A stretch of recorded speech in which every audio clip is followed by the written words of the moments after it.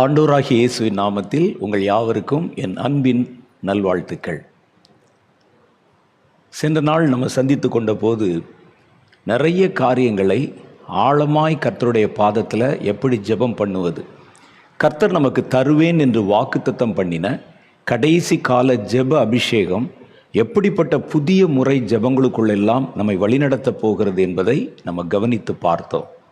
அதை பார்க்கும்போதும் அதை நான் உங்களுக்கு சொல்லும்போது என் மனசுலையும், அதை கேட்கும்போது உங்களுடைய மனசிலும் ஜெபத்தில் இவ்வளவெல்லாம் இருக்கிறதா என்கிற ஒரு மலைப்பும் ஒரு ஆச்சரியமும் தோன்றியது. எனக்கு தோன்றுச்சு, உங்களுக்கு அதே மாதிரி தான் தோன்றியிருக்கும். இதுவரைக்கும் நம்ம செய்த ஜெபங்கள் வேறு மாதிரி இருந்தது. ஆனால் இனிமேல் நம்ம செய்யக்கூடிய ஜெபங்கள் புதிய பரிமாணத்தோடு அது வெளிப்பட போகிறது. அதனால தான் கர்த்தர் கடைசி காலத்தில் அப்படிப்பட்ட ஜெப அனுபவத்திலே நம்மை நடத்துவதற்காக ஒரு விசேஷமான ஜெப ஆவியை நமக்கு வாக்கு பண்ணியிருக்கிறாங்க. அப்போ இந்த ஆவியை குறித்த காரியங்கள் மாத்திரமல்ல, நம்ம வழக்கத்தின்படி செய்கிற ஒரு ஜெபத்திற்கு விசேஷமான ஒரு அபிஷேகம் நமக்கு தேவையில்லை. நமக்கு நல்லா தெரியும் அபிஷேகம் என்றால் என்ன அப்படின்னா, கர்த்தருக்கு என்று மனிதர்களால் செய்ய முடியாத அளவிற்கான பல கிரியைகளை தேவனுக்கென்று செய்ய வைப்பதற்கு தேவனால் கொடுக்கப்படும் வல்லமைக்கு பேர் தான் அபிஷேகம். பொதுவாக நம்ம அபிஷேகம் என்றால் அதை எப்படி விளங்கி கொள்ளுகிறோம் என்றால், கர்த்தருடைய ஆவியானவர் ஒரு மனிதனை நிரப்புவது, அது உண்மைதான். அது பேர் தான் அபிஷேகம். அந்த அபிஷேகம் 2 விதங்களிலே சொல்லப்படுகிறது. ஒன்று, கர்த்தரை நம்ம ஏற்றுக்கொண்ட போது கர்த்தர் தம்முடைய ஆவியினால் நம்ம மேலே ஒரு முத்திரையை போட்டு தம்முடைய பரிசுத்த ஆவியினாலே நம்மை நிரப்பி அப்பா பிதாவே என்று அழைக்கக்கூடிய அதிகாரத்தை கொடுத்தார். அதுக்கு பிறகு கர்த்தருக்கென்று நம்ம பெரிய காரியங்களை செய்யும்படிக்காக அந்த காரியங்கள் முழுசும் நம்முடைய மனுஷ சக்தியினால் செய்ய முடியாததாக இருக்கும். ஒரு ஊழியம் செய்தாலும் சரி, ஒரு சுவிசேஷம் அறிவித்தாலும் சரி, ஒரு சபை நடத்தினாலும் சரி, மனிதனுடைய சக்திக்கு ஏற்றபடி செய்ய முடிந்த காரியங்களை செய்ய வைப்பதற்கு அல்ல, அதை மிஞ்சின காரியங்களை தேவனுக்காக ஒரு மனிதனை செய்ய வைப்பதற்காக தேவன் விசேஷமாய் கொடுக்குற அபிஷேகத்துக்கு பேர் தான், ஆவிக்கு பேர் தான் அபிஷேகம் என்று நம்ம சொல்கிறோம். அப்போ 2மே அபிஷேகம்தான். ஒன்று நடைமுறையில் எல்லாருக்கும் கொடுக்கப்படுகிற ஒரு பொதுவான அபிஷேகம். தேவனுக்குன்னு காரியங்களை செய்வதற்கு கர்த்தரிடத்திலிருந்து கொடுக்கப்படுகிற அபிஷேகம் ஆளுக்கு ஆள் வித்தியாசப்படும். ஏன்னா உங்களுக்கு செய்வதற்கு கர்த்தர் ஒரு வேலை வச்சுருப்பார், நான் செய்வதற்கு ஒரு வேலை வச்சுருப்பார், உங்கள் பக்கத்தில் இருக்கிறவங்க செய்கிறதுக்கு ஒரு வேலை வச்சுருப்பார். அதில் கர்த்தர் ஒவ்வொருவருக்கும் ஒவ்வொரு காரியத்தை வைத்திருப்பார். கர்த்தர் என்ன சித்தம் செய்ய சொல்கிறாரோ அந்த சித்தத்தில் மனுஷனுடைய சக்திக்கு அப்பாற்பட்ட காரியங்களை கர்த்தருக்கென்று செய்ய வைப்பதற்கு பேர் தான் அபிஷேகம். நம்ம இந்த அபிஷேகத்தை பற்றி பேசும்போது சொன்னோம், சிம்சோன் என்ற ஒரு மனிதன் இருந்தான். அவன் மேலே தேவ ஆவியானவர் இறங்கின போது யாரும் செய்ய முடியாத காரியங்களை அவன் தேவனுக்கென்று செய்தான். அது யாரும் கற்பனை பண்ண முடியாத காரியம். தாவீதின் மேலே கர்த்தருடைய ஆவி இறங்கின போது சிறு பாலகராக இருந்த ஒரு 14 வயசுக்கு உட்பட்டவராக இருந்தவர் யுத்தத்திலே பெரியவனான கோலியாத்தை எதிர்த்து ஜெயம் பெற்றார். இராணுவங்கள் எல்லாம் திகைச்சு போயிருக்குது, ராஜா திகைச்சு போயிருக்கிறான், அவருடைய மூத்த சகோதரர்கள் எல்லாம் திகைத்து போயிருக்கிறார்கள். ஆனால் கர்த்தருடைய அபிஷேகம் பெற்ற தேவ மனிதன் தாவீது ஒரு சின்ன பையனாக இருந்த போதிலும் அதை சுலபமாக ஜெயித்தார். அது மாதிரி தான் நம்மால் செய்ய முடியாத, மனிதர்களால் நிறைவேற்ற முடியாத பலமான கிரியைகளை தேவனுக்கென்று செய்ய வைப்பதற்குத்தான் பரிசுத்த ஆவியானவர் பிரத்யேகமாக நம்மேலே ஊற்றப்படுகிறார். இந்த அபிஷேகத்தில் வித்தியாசம் இருக்கும். முதல்ல நம்ம பார்த்த அபிஷேகம் இருக்கிறதே, அதில் வித்தியாசம் இல்லை, எல்லாருக்கும் ஒரே மாதிரி தான். அப்பா பிதாவே என்று அழைக்கூடிய புத்திர சுவிகாரத்தின் ஆவி, தேவனோடு கூட நம்ம நெருங்கி பழகத்தக்கதான சுதந்திர வீதத்தின் ஆவி, அதில் எந்த வித்தியாசமும் இல்லை. ஆனால் ஊழியத்திற்கு என்று கர்த்தர் கொடுக்குற அபிஷேகம் இருக்கு பாருங்க, அது ஆளுக்கு வித்தியாசப்படும். ஒரு சுவிசேஷகனுக்குள்ளே இயங்குகிற அபிஷேகம் வேறு மாதிரி இருக்கும், ஒரு ப்ராஃபட்டுக்குள்ளே இயங்குகிற அந்த அபிஷேகம் என்பது வேறு மாதிரி இருக்கும். ஒரு அற்புதங்களை செய்கிற வரம் பெற்றவனிடத்தில் கிரியை செய்கிறது வேறு மாதிரி இருக்கும். அப்போ இப்படிப்பட்ட அபிஷேகங்கள் காலத்திற்கு வித்தியாசப்பட ஆரம்பிக்கிறது. நம்ம வாழ்கிற இந்த கடைசி காலத்தில் நாம் இதுவரைக்கும் தேவனுக்கு என்று செய்த காரியங்கள் இனி நாம் செய்வதற்கு பல்வேறு விதமான பிரச்சனைகள், தடைகள் இந்த பூமியில் உண்டாக்கப்படும். அதனால கர்த்தர் இந்த கடைசி காலத்தில் மேலும் விசேஷமான ஒரு அபிஷேகத்தை நம்மேலே ஊற்றுவதாக அவர் கட்டளையிட்டு இருக்கிறார். முந்தின காலங்களில் நம்ம ஊழியம் செய்தது போல அல்ல, கடைசி காலத்தில் கஷ்டப்பட்டு போராடி ஜெயித்து ஒரு சின்ன காரியத்தை செய்வதற்கு கூட நம்ம ரொம்ப கஷ்டப்படணும் கர்த்தருக்கென்று. நீங்கள் நல்லா பாருங்களேன், ஒரு காலத்தில் வீதிகளில் நின்று நம்ம இலவசமாய் ட்ராக்ஸ் கொடுக்க முடியும், ஃப்ரீயாக போய் ஒரு கிராமத்தில் சுவிசேஷம் அறிவிக்க முடியும். நான் போய் கொண்டிருந்த சபையில் 1979, 80 ஆகிய வருஷங்களில் ஒவ்வொரு வாரம் ஞாயிற்றுக்கிழமையில் வீதியில் நின்று தெருவில் நின்று எங்கள் போதகர் பிரசங்கம் பண்ணுவார். ஒரு மெகாஃபோன் ஒன்று கையில் வச்சுருப்பாங்க. நாங்கள்லாம் அவருடைய விசுவாசிகள் எல்லாம் நாங்களும் அங்கே போவோம். ட்ரம் வச்சுருப்பாங்க, பாட்டு பாடுவோம். எல்லாருடைய கையிலும் சுவிசேஷ பிரதிகள் கொடுக்கப்பட்டிருக்கும். எங்கள் பாஸ்டர் பேசுகிற செய்தி ரொம்ப வித்தியாசமாக இருக்கும். அவர் எப்படி பேசுவார்னா, ஓ பாவிகளே, மனம் திரும்பும்படிக்கு வாருங்கள், கர்த்தர் உங்களை அழைக்கிறார் என்று. அப்போ ஒரு ட்ரம் தட்டி ஒரு பாட்டு பாடுவோம். எல்லா ஜனங்களும் அந்த இடத்துல கூட்டமாய் குழுமி வந்து கவனமாக கேட்பாங்க. உடனே நாங்கள் எல்லாருக்கும் போய் ட்ராக்ஸ் கொடுப்போம். அந்த ட்ராக்ஸில் இயேசுவை பற்றி சொல்லப்பட்டிருக்கும். இவ்வளவு பகிரங்கமாக ஜனங்களை பார்த்து பாவிகளை வாருங்கள் என்று சொன்னால் கூட யாரும் கோபப்பட்டதில்லை, எதிர்த்ததில்லை. ஆனால் இப்போ இருக்கிற காலத்தில் இந்தியாவில் மாத்திரமில்லை, உலகம் முழுவதிலுமே இயேசுவை குறித்து அறிவிப்பது ரொம்ப கடினமாக்கப்பட்டிருக்கிறதை பார்க்கிறோம். இயேசுவினுடைய நாமத்தை சொல்லுகிற ஒரு ட்ராக்ஸ் கொடுக்க கூட நீங்கள் கடினமாய் பிரயத்தனப்படணும். பல போராட்டங்களை சந்திக்க வேண்டி வரும். சுலபமாக நாம் அந்த காரியத்தை செய்ய முடியாத ஒரு சூழ்நிலை இந்தியாவில் தான் நடக்குது நீங்கள் நினைக்கக்கூடாது. உலகம் முழுசும் அப்படி நடக்கிற. அமெரிக்காவில் நடந்த ஒரு சம்பவம் உங்களுக்கு தெரியும். ஒரு வயதான பெரியவர் ஒரு வீதியில் நின்று, ஒரு ஷாப்பிங் மால் பக்கத்தில் நின்று ட்ராக்ஸ் கொடுத்து கொண்டிருக்கிறார். அப்பொழுது அந்த இடத்துல 2 பெண் பிள்ளைகள் கடந்து போகிறாங்க. உடனே அவர் அவர்களை நிறுத்தி ட்ராக்ஸ் கொடுத்துட்டு, நீங்கள் 2 பேரும் சகோதரிகளா என்று கேட்கிறார். அப்பொழுது அவங்க 2 பேரும் சொல்கிறாங்க, இல்லை, நாங்கள் 2 பேரும் ஓரின சேர்க்கை திருமணம் செய்து கொண்டவர்கள் என்று சொல்கிறாங்க. அப்பொழுது அவர் சொல்லுகிறார், இது கர்த்தருக்கு அருவருப்பான பாவம், அந்த பாவத்தை விட்டு விலகுங்கள் என்று சொல்லி ஒரு ட்ராக்ஸை கொடுத்தார். அவர்கள் அந்த ட்ராக்ஸை வாங்கி கிழித்து எறிந்து விட்டு தெரு முனையில் நின்ற ஒரு காவல்துறை அதிகாரி இடத்துல போய் கம்ப்ளைண்ட் பண்ணாங்க. எங்களுடைய பர்சனல் வாழ்க்கையில் புகுந்து நாங்கள் செய்கிறது பாவம் என்று ஒரு வயதான கிழவன் அங்கே பேசி கொண்டிருக்கிறான் என்று. அது யூடியூப்பில் இருக்குது, நீங்கள் இப்போவும் பார்க்கலாம். நான் பார்த்தேன். உடனே போலீஸ் அதிகாரிகள் அங்கே கடந்து வந்து அவருடைய கழுத்தில் கையை வச்சு காரில் ஏற்றி அவருக்கு கை விலங்கு பூட்டி அவரை அழைத்து கொண்டு போகிறதை பார்க்குறோம். ஒரு ஷாப்பிங் மாலில் அமெரிக்காவில் இது நடந்தது. ஒரு வாலிபர் ஒரு டிஷர்ட் போட்டிருக்கிறார். அதில் இயேசுவை நான் நம்புகிறேன் என்று அந்த டிஷர்ட்டில் அடித்திருக்கு. அதை பார்த்துட்டு போன ஒரு ஆள் அவருடைய டிஷர்ட்டில் போட்டிருக்கிற அந்த வார்த்தை என்னை இரிட்டேட் பண்ணுகிறது, அது எனக்கு ஒரு பெரிய மன கஷ்டத்தை உண்டு பண்ணுறதுன்னு சொல்லி கம்ப்ளைண்ட் பண்ணால், அந்த டிஷர்ட் போட்ட வாலிபனை அந்த இடத்துல மடக்கி பிடித்து அவருடைய டிஷர்ட்டை களைய வைத்து அவரை வெறும் உடம்போடு அந்த மாலிருந்து வெளியேற்றினார்கள். அதுவும் யூடியூப்பில் இருக்குது. நம்ம நினைக்கிறோம் இந்தியாவில் தான் இப்படி இருக்குது என்று நினைக்கிறோம். இன்று அகில உலகம் முழுவதிலும் முன்ன நம்ம போய் கர்த்தரை சொன்ன மாதிரி சொல்ல முடியாது. இயேசுவின் மேலே ஒரு கசப்பு எல்லா தேசங்களிலும் எல்லா ஜனங்கள் நடுவிலும் ரொம்ப மைனூட்டாக பார்த்தீங்கன்னா அநேகருடைய மனதிலே விதைக்கப்பட்டு கொண்டே வருகிறதை பார்க்குறோம். அப்போ கர்த்தருக்குன்னு இந்த கடைசி காலத்தில் நம்ம ஏதாவது செய்ய வேண்டுமானால் நீங்கள் முன்ன செய்த மாதிரி செய்ய முடியாது. இப்போ நீங்கள் ஒரு எக்ஸ்ட்ரா பலத்தோட, எக்ஸ்ட்ரா அதிகாரத்தோட, கர்த்தருடைய புதிய வரங்களோட, புதிய வல்லமையோட தான் ஒரு காரியத்தை இந்த கடைசி காலத்தில் செய்ய முடியும். அதனால தான் கர்த்தர் இந்த கடைசி காலத்தில் நமக்கு தம்முடைய புதிய அபிஷேகத்தை, கடைசி கால அபிஷேகம்னே பேர், இந்த கடைசி கால அபிஷேகத்தை நமக்கு வாக்கு பண்ணி இருக்கிறார். ஏனென்றால் பழைய ஏற்பாட்டு காலத்தில் தேவனுடைய பிள்ளைகள் ஊழியம் செய்த விதம் வேறு, புதிய ஏற்பாட்டு காலத்தில் தேவனுடைய பிள்ளைகள் ஊழியம் செய்த விதம் வேறு. நம்ம வாழ்கிற சமகாலத்திலேயே ஒரு 20 வருஷத்துக்கு முன்னால் நம்ம ஊழியம் செய்த நிலைமைகள் வேறு. ஆனால் இந்த கடைசி காலத்தில் நீங்கள் ஊழியம் செய்ய போகிற நிலைமை என்பது வேறு. அப்போ இதுக்கு நமக்கு தேவனுடைய அபிஷேகம், ஒரு புதிய வல்லமை, ஒரு மேலான வல்லமை, மனிதர்களால் செய்ய முடியாதவைகளை செய்ய வைக்கிற ஒரு வல்லமை நமக்கு இந்த கடைசி காலத்தில் வேணும். அதனால்தான் கர்த்தர் இந்த வருஷத்திலே தேவனுடைய பிள்ளைகள் கூடி 4 மாவடியில் ஜெபம் பண்ணின போது ஒரு வாக்குத்தத்தத்தை கொடுத்தார். கடைசி காலத்தில் நான் கொடுப்பேன் என்று வாக்கு பண்ணின என்னுடைய பரிசுத்த ஆவியின் அபிஷேகத்தை நான் இந்த வருஷத்திலிருந்து கட்டவிழ்த்து விட போகிறேன் என்றார். இந்த நிகழ்ச்சியினுடைய முதல் நிகழ்ச்சியில், தொடர் நிகழ்ச்சியில் கர்த்தர் பேசின தீர்க்க தரிசன வார்த்தையை நான் வாசித்திருப்பேன்.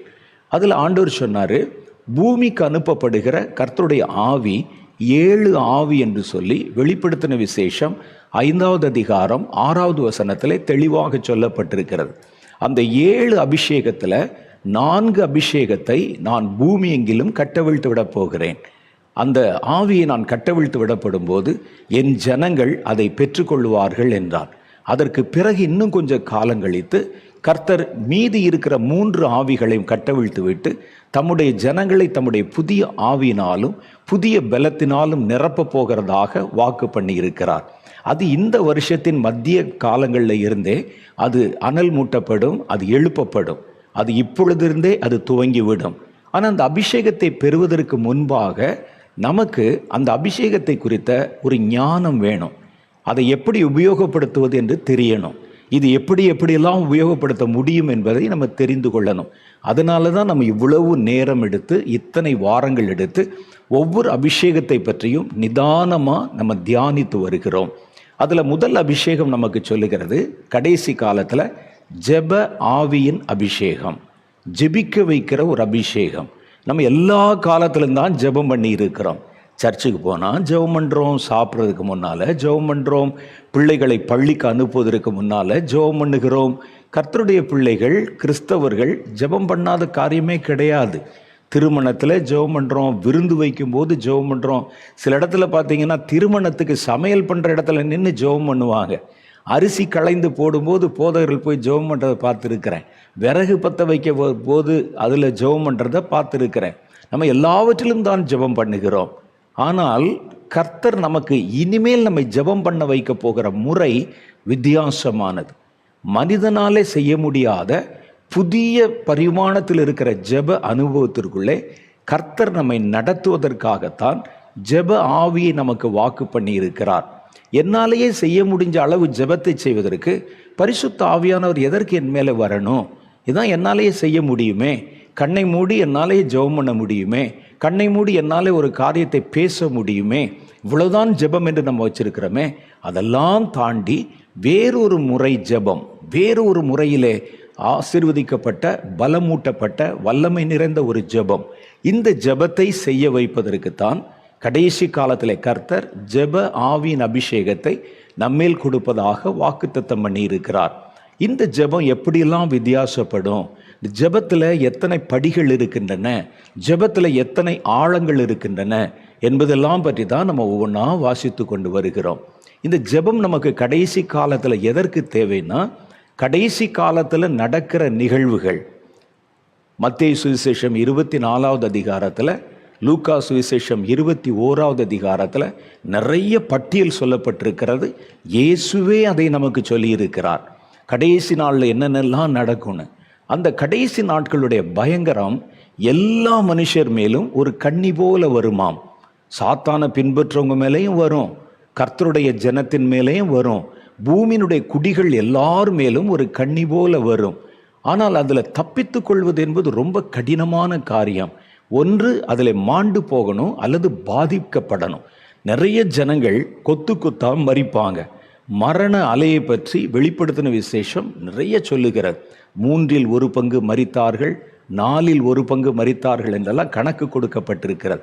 அப்போ பெரிய பெரிய மரணத்தினால பாதிக்கப்படுவது ஒரு கூட்டமாக இருந்தால், இன்னொரு கூட்டம் பார்த்தீங்கன்னா மரணம் இல்லை ஆனால் பாதிப்பு இருக்கும். தன் குடும்பத்தில், தன்னுடைய வாழ்க்கையில், தொழிலில் ஏதோ ஒரு பாதிப்பு. ஆகவே இந்த கடைசி காலத்தின் பயங்கரங்கள் எல்லோரையும் ஏதோ ஒரு விதத்தில் அது கஷ்டப்படுத்த ஆரம்பிக்கும். அதனால தான் வேதம் சொல்லுது, அந்த நாட்கள் எல்லா மனிதர் மேலும் ஒரு கண்ணி போல வருமாம். வெளிப்படுத்தின விசேஷம் சொல்லுகிறது, மனுஷர்கள் அந்த நாட்களில் தங்களுடைய வாழ்க்கையை வெறுத்து சாவை தேடுவார்கள். சாவு அவர்களுக்கு தூரமாய் போய்விடும். அந்த நாட்களில் சாத்தானுடைய கண்ணியிலிருந்தும், அவனுடைய கண் பார்வையிலிருந்தும், அவன் கொடுக்கிற உபத்திரவத்திலிருந்தும் தப்பித்து கொள்வது என்பது ரொம்ப கஷ்டம். ஆனால் கர்த்தர் அந்த காலகட்டத்திலையும் தம்முடைய ஒரு கூட்டம் ஜனங்களை பாதுகாக்க விரும்புகிறார். அதற்கு கர்த்தர் கொடுத்திருக்கிற ஒரே ஒரு காரியம் என்னன்னு கேட்டால், நீங்கள் விழித்திருந்து ஜெபம் பண்ண வேண்டும் என்று. கடைசி காலத்தின் நிகழ்வுகள் ஒவ்வொன்றாக பட்டியலிட்டு சொன்ன கர்த்தர் கடைசியில் முத்தாய்ப்பாக லூக்கா 21:36 சொல்லுகிறார், இவைகளுக்கெல்லாம் நீங்கள் தப்பித்து மனுஷகுமாரன் வரும் பொழுது அவரை எதிர்கொள்ள பாத்திரவான்களாய் எண்ணப்படும்படி எப்பொழுதும் விழித்திருந்து ஜெபம் பண்ணுங்கள். ஒரு மனிதன் ஜெபம் பண்ணலாம், ஆனால் எப்பொழுதுமே ஜெபம் பண்ண முடியுமா? அந்த ஜெபம் பண்ண முடியாதுன்னு சொல்கிறோம் பாருங்க. அந்த ஜெபத்தை ஜெபிக்க வைப்பதற்கு தான் பரிசுத்த ஆவியானவர் கொடுக்கப்படுகிறார். பாருங்கள், எப்பொழுதும் 24 மணி நேரமும் நீங்கள் ஜெபியுங்கள், அதான் அதனுடைய அர்த்தம். இவைகளுக்கெல்லாம் நீங்கள் தப்பித்து மனுஷகுமாரன் வரும் பொழுது அவர் எதிர்கொள்ள பாத்திரவான்களாய் எண்ணப்படும்படிக்கு எப்பொழுதும் விழித்திருந்து ஜெபம் பண்ணுங்கள். வேதம் சொல்லுது இடைவிடாமல் ஜெபம் பண்ணுங்கள் என்று சொல்லுகிறது. நமக்கு பல வேலை இருக்குது, பல கஷ்டம் இருக்குது, பல தேவை இருக்குது. இதுக்கு நடுவில் ஒரு மனிதன் எப்படி ஜெபிக்க முடியும்? நாம பல சமயங்களில் ஜெபிப்பது எப்படி என்றெல்லாம் நம்ம கற்றுக் கொடுத்துருக்குறோம். 10 நிமிஷம் ஜெபம் பண்ணுவது எப்படி, 1 மணி நேரம் ஜெபம் பண்ணுவது எப்படி, ஒரு நாளைக்கு எவ்வளோ நேரம் ஜெபம் பண்ணணும் நாங்களே சொல்லியிருக்கிறோம். நானே சொல்லியிருக்கிறேன், ஒரு நாளில் 10ல் 1 பங்கு, 24 மணி நேரம் இருந்தால் அதில் 10ல் 1 பங்கு, அவ்வளோ நேரம் நீங்கள் கர்த்தருக்கு என்று ஒதுக்கி அந்த நேரத்தில் ஜெபம் பண்ணுங்க. பழைய ஏற்பாட்டு பக்தர்கள் அந்தி சந்தி மத்தியான நேரத்தில் ஜெபம் பண்ணாங்க. ஒரு 3 வேளை நீங்கள் ஜெபம் பண்ணுங்க. ஒரு ஜெபம் 1 மணி நேரமாவது நீங்கள் பண்ணுங்கள். ஏன்னா கர்த்தர் சொன்னார், 1 மணி நேரமாவது என்னோடு கூட நீங்கள் விழித்திருக்க கூடாதா என்று சொன்னோம். அதெல்லாம் வேற. ஆனால் இதெல்லாம் மனிதர்களால் செய்ய முடியும். ஆனால் கடைசி காலத்து ஜெபம், கர்த்தர் எதிர்பார்க்கிற ஜெபம், உங்களை காக்க போதுமான ஜெபம் என்பது இடைவிடாமல் எப்பொழுதும் விழித்திருந்து ஜெபிப்பது. அது எப்படி சாத்தியமாகும் என்ற ஒரு கேள்வி நமக்கு வருகிறது. உங்களால் சாத்தியம் ஆகாது என்று நினைக்கிற காரியத்தை சாத்தியமாக வைப்பது தான் பரிசுத்த ஆவியானவருடைய வேலை. மற்ற ஜெபங்களை செய்வதற்கு உங்களுடைய சொந்த ஆவி போதும், உங்கள் பலம் போதும். இப்போ இந்த ஜெபத்தை செய்யணும்னா கண்டிப்பாக உங்களுக்கு ஒரு எக்ஸ்ட்ரா பவர் வேணும். அது 24 மணி நேரம் உங்களுக்குள்ள அந்த ஜெபத்தை ஜெனரேட் பண்ணிக்கொண்டே இருக்க வேண்டும். அதற்கு கொடுக்கப்படுவதுதான் இந்த பரிசுத்த ஆவியின் அபிஷேகம். அதனால் இன்னைக்கு இந்த ஆவியின் அபிஷேகத்தை முழுமையாக நம்ம பெற்றுக்கொள்ளுகிறோம். இந்த ஜெபம் எப்படி நம்மை பாதுகாக்கிறது அப்படின்னு கேட்டிங்கன்னா, நீங்கள் ஜெபிக்கிறீங்க, ஒரு காரியத்துக்கு ஜெபிக்கிறீர்கள், ஒரு தேசத்துக்கு ஜெபிக்கிறீர்கள். ஒருவேளை உங்கள் ஜெபம் கேட்கப்பட்டு அந்த தேசம் பாதுகாக்கப்படாவிட்டால் கூட ஜெபித்த உங்களை கர்த்தர் கண்டிப்பாய் பாதுகாத்து விடுவார். நம்ம ஜெபிக்கிறோம் இந்திய தேசத்துக்கு, அதனுடைய தலைநகரத்திற்கு, அல்லது நடக்கிற ஒரு பிரச்சனைக்கு நம்ம கண்ணீர் விட்டு ஜெபிக்கிறோம். ஒருவேளை அந்த நகரம், பட்டணம் நாம் ஜெபித்தும் அது பாதிக்கப்பட்டு விட்டால் கூட, ஜெபித்த நீங்கள் இருக்கீங்க பாருங்க, நீங்கள் பாதிக்கப்பட மாட்டீர்கள். கர்த்தருடைய ஆவியானவர் உங்களுக்கு ஒரு பலத்த அரணாக நிற்பார். எசேக்கியேலின் புஸ்தகம் 9வது அதிகாரத்தில் இது மாதிரி ஒரு சம்பவம் நமக்கு சொல்லப்பட்டிருக்கிறது. கர்த்தர் எருசலேமின் மேலே மகா கோபம் உண்டவராகி எருசலேமின் மேலே ஒரு பெரிய சங்காரத்தை அனுப்புகிறார். அது அனுப்பும்போது கர்த்தருடைய மகிமை சிங்காசனத்தில் இருக்குது. கர்த்தர் தம்முடைய சங்கார தூதர்களை அழைக்கிறார். அப்போ சங்கரிக்கிற ஆயுதங்களோட கர்த்தருக்கு முன்னால் வந்து நிற்கிறாங்க. அப்போ கர்த்தர் அவர்களிடத்திலே ஒரு வார்த்தை சொல்லுகிறார். எருசலேமில் இருக்கக்கூடிய ஜனங்கள், ஆசாரியர்களிலிருந்து சாதாரண ஜனங்கள் வரைக்கும் அவர்கள் செய்கிற பொல்லாத கிரியைகள் என்னுடைய சந்நிதியில் வந்து எட்டி இருக்கிறது. நான் அந்த தேசத்தில், அந்த பட்டணத்தில் என் சங்காரத்தை துவக்கப் போகிறேன். ஆகவே நீங்கள் புறப்பட்டு போய் அந்த எருசலேமிலே சங்காரத்தை துவங்குங்கள் என்றார். அப்படி புறப்பட்டு போகிறதுக்கு முன்னால் வேறொரு தூதனை கர்த்தர் அழைக்கிறார். அவன் கணக்கனுடைய மைக்கூட்டை தன்னுடைய அறையிலே கட்டி இருக்கிறான். அவனை அழைத்த ஆண்டவர் ஒரு காரியம் சொல்றார். அதுதான் ரொம்ப முக்கியமானது.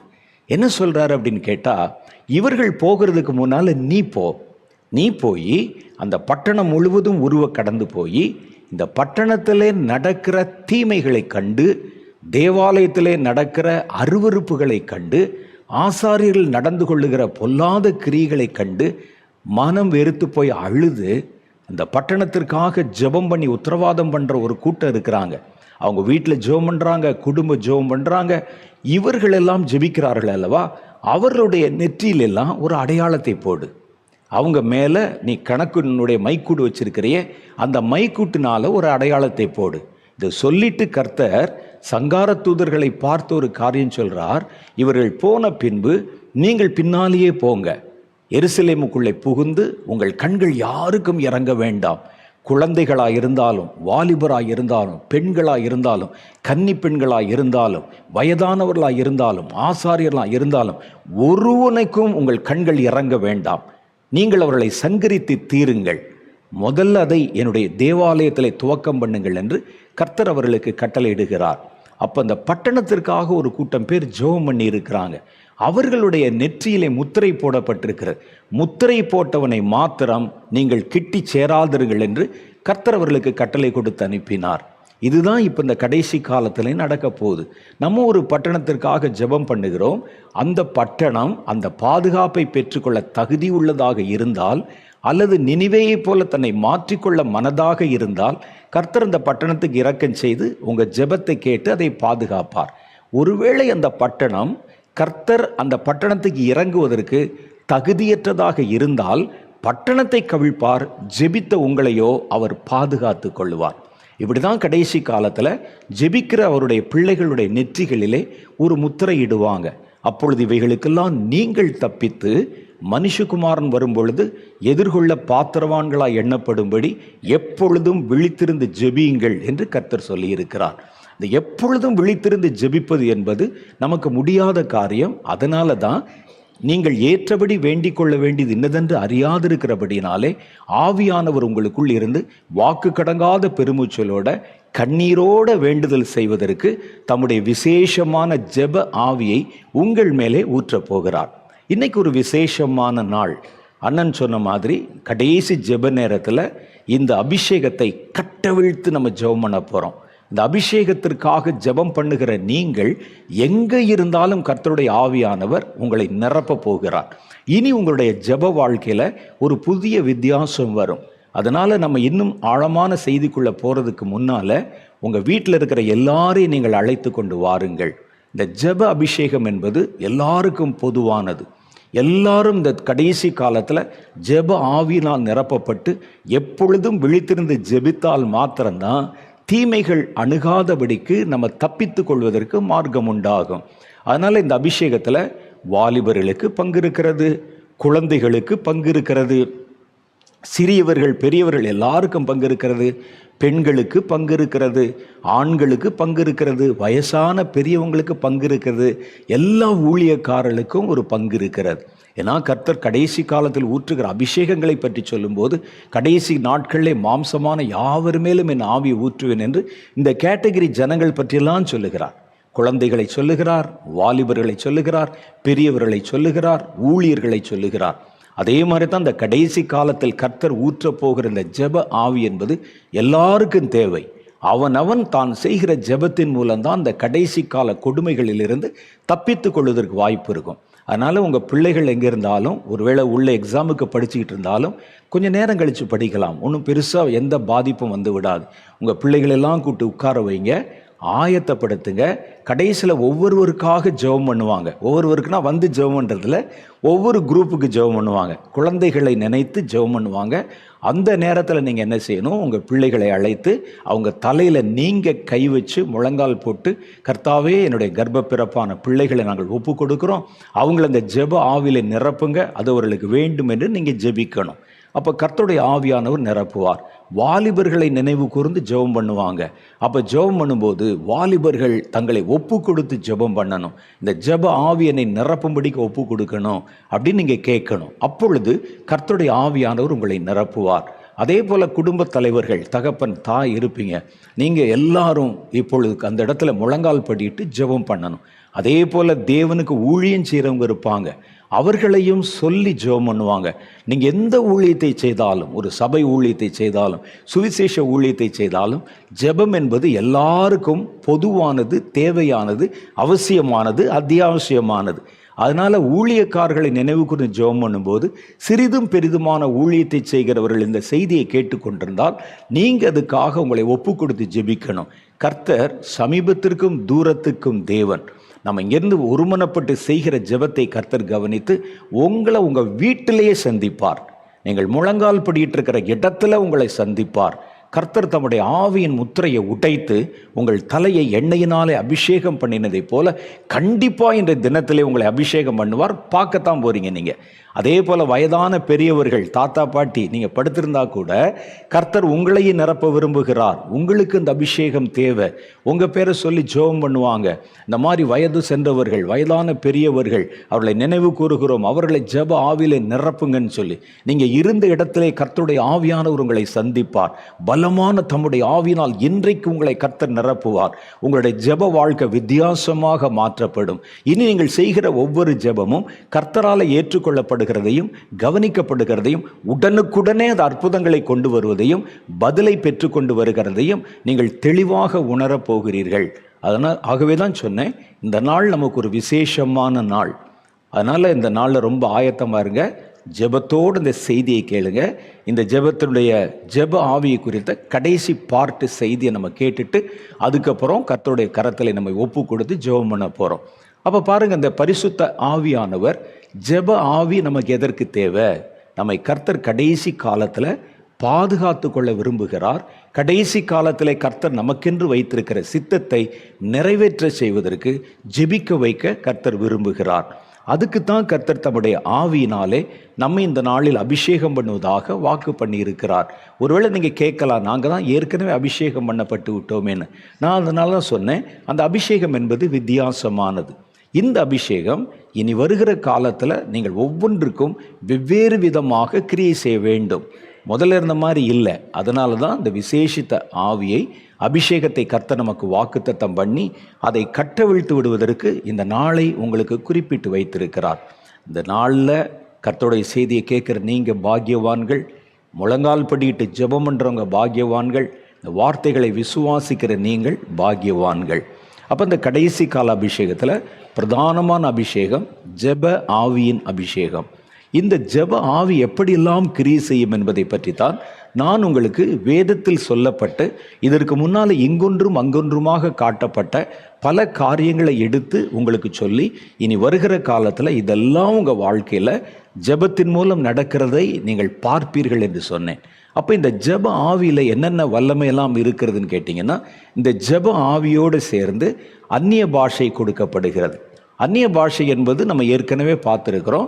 அந்நிய பாஷை என்பது பரலோகத்தில் பேசப்படுகிற தேவ தூதர்களின் பாஷை.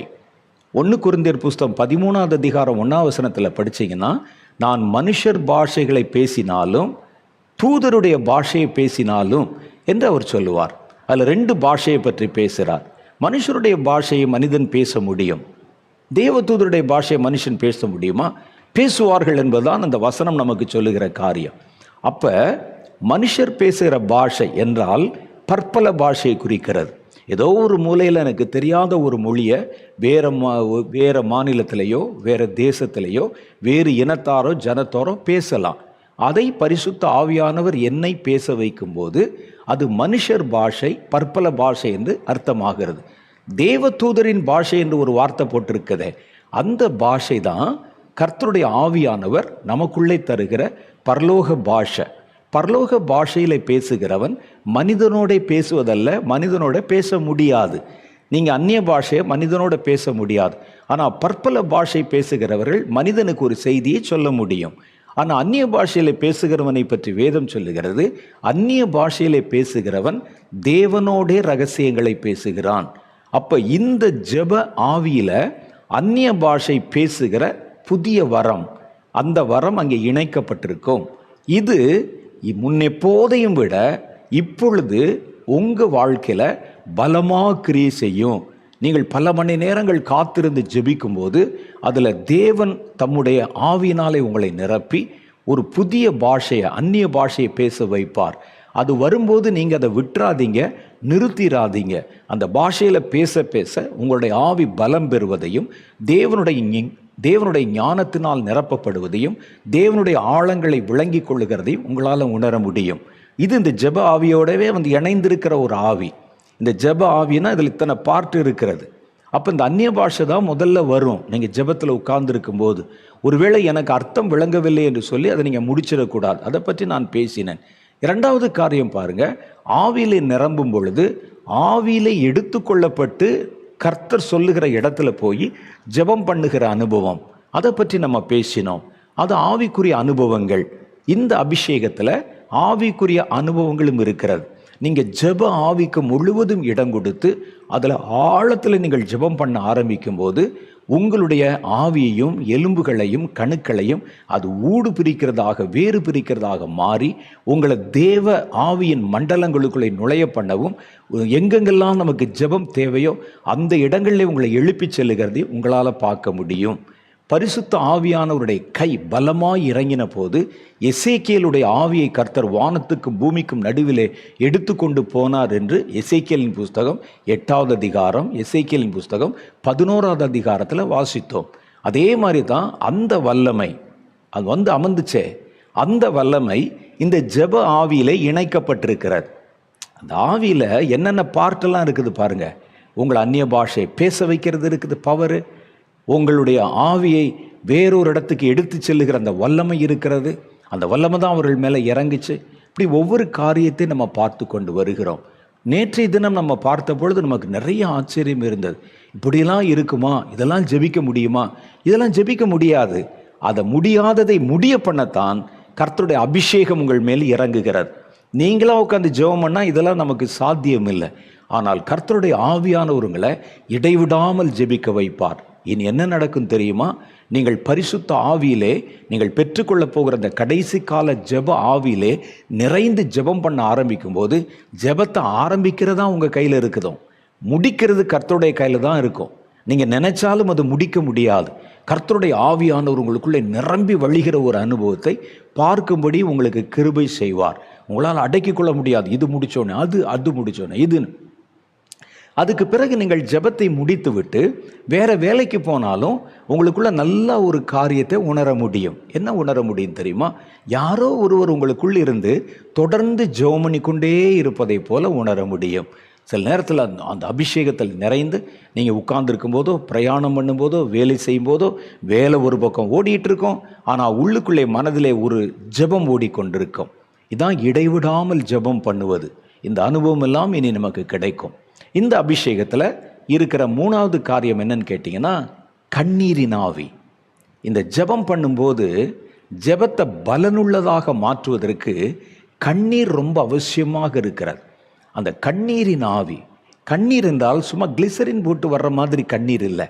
ஒரு மன பாரம் உங்களுக்குள்ளே உண்டாக்கப்படும். அந்த பாரம் கர்த்தரால் உண்டாக்கப்படும். அந்த பாரம் கர்த்தருக்குள் இருந்து அப்படியே உங்களுடைய ஸ்பிரிட்டுக்குள்ளே டிரான்ஸ்ஃபார்ம் ஆகும். அதை நம்ம பார்க்க முடியும். அது உள்ளே வர வர உங்களுடைய உணர்வுகளை தூண்டி ஒரு பயங்கரம் உங்கள் வாழ்க்கையிலே நடந்தால் அது எப்படிப்பட்ட ஒரு பாதிப்பை, சோகத்தை உண்டாக்குமோ அதே போன்ற ஒரு சூழ்நிலையை உங்கள் மனதிலே உண்டாக்க ஆரம்பிக்கும்.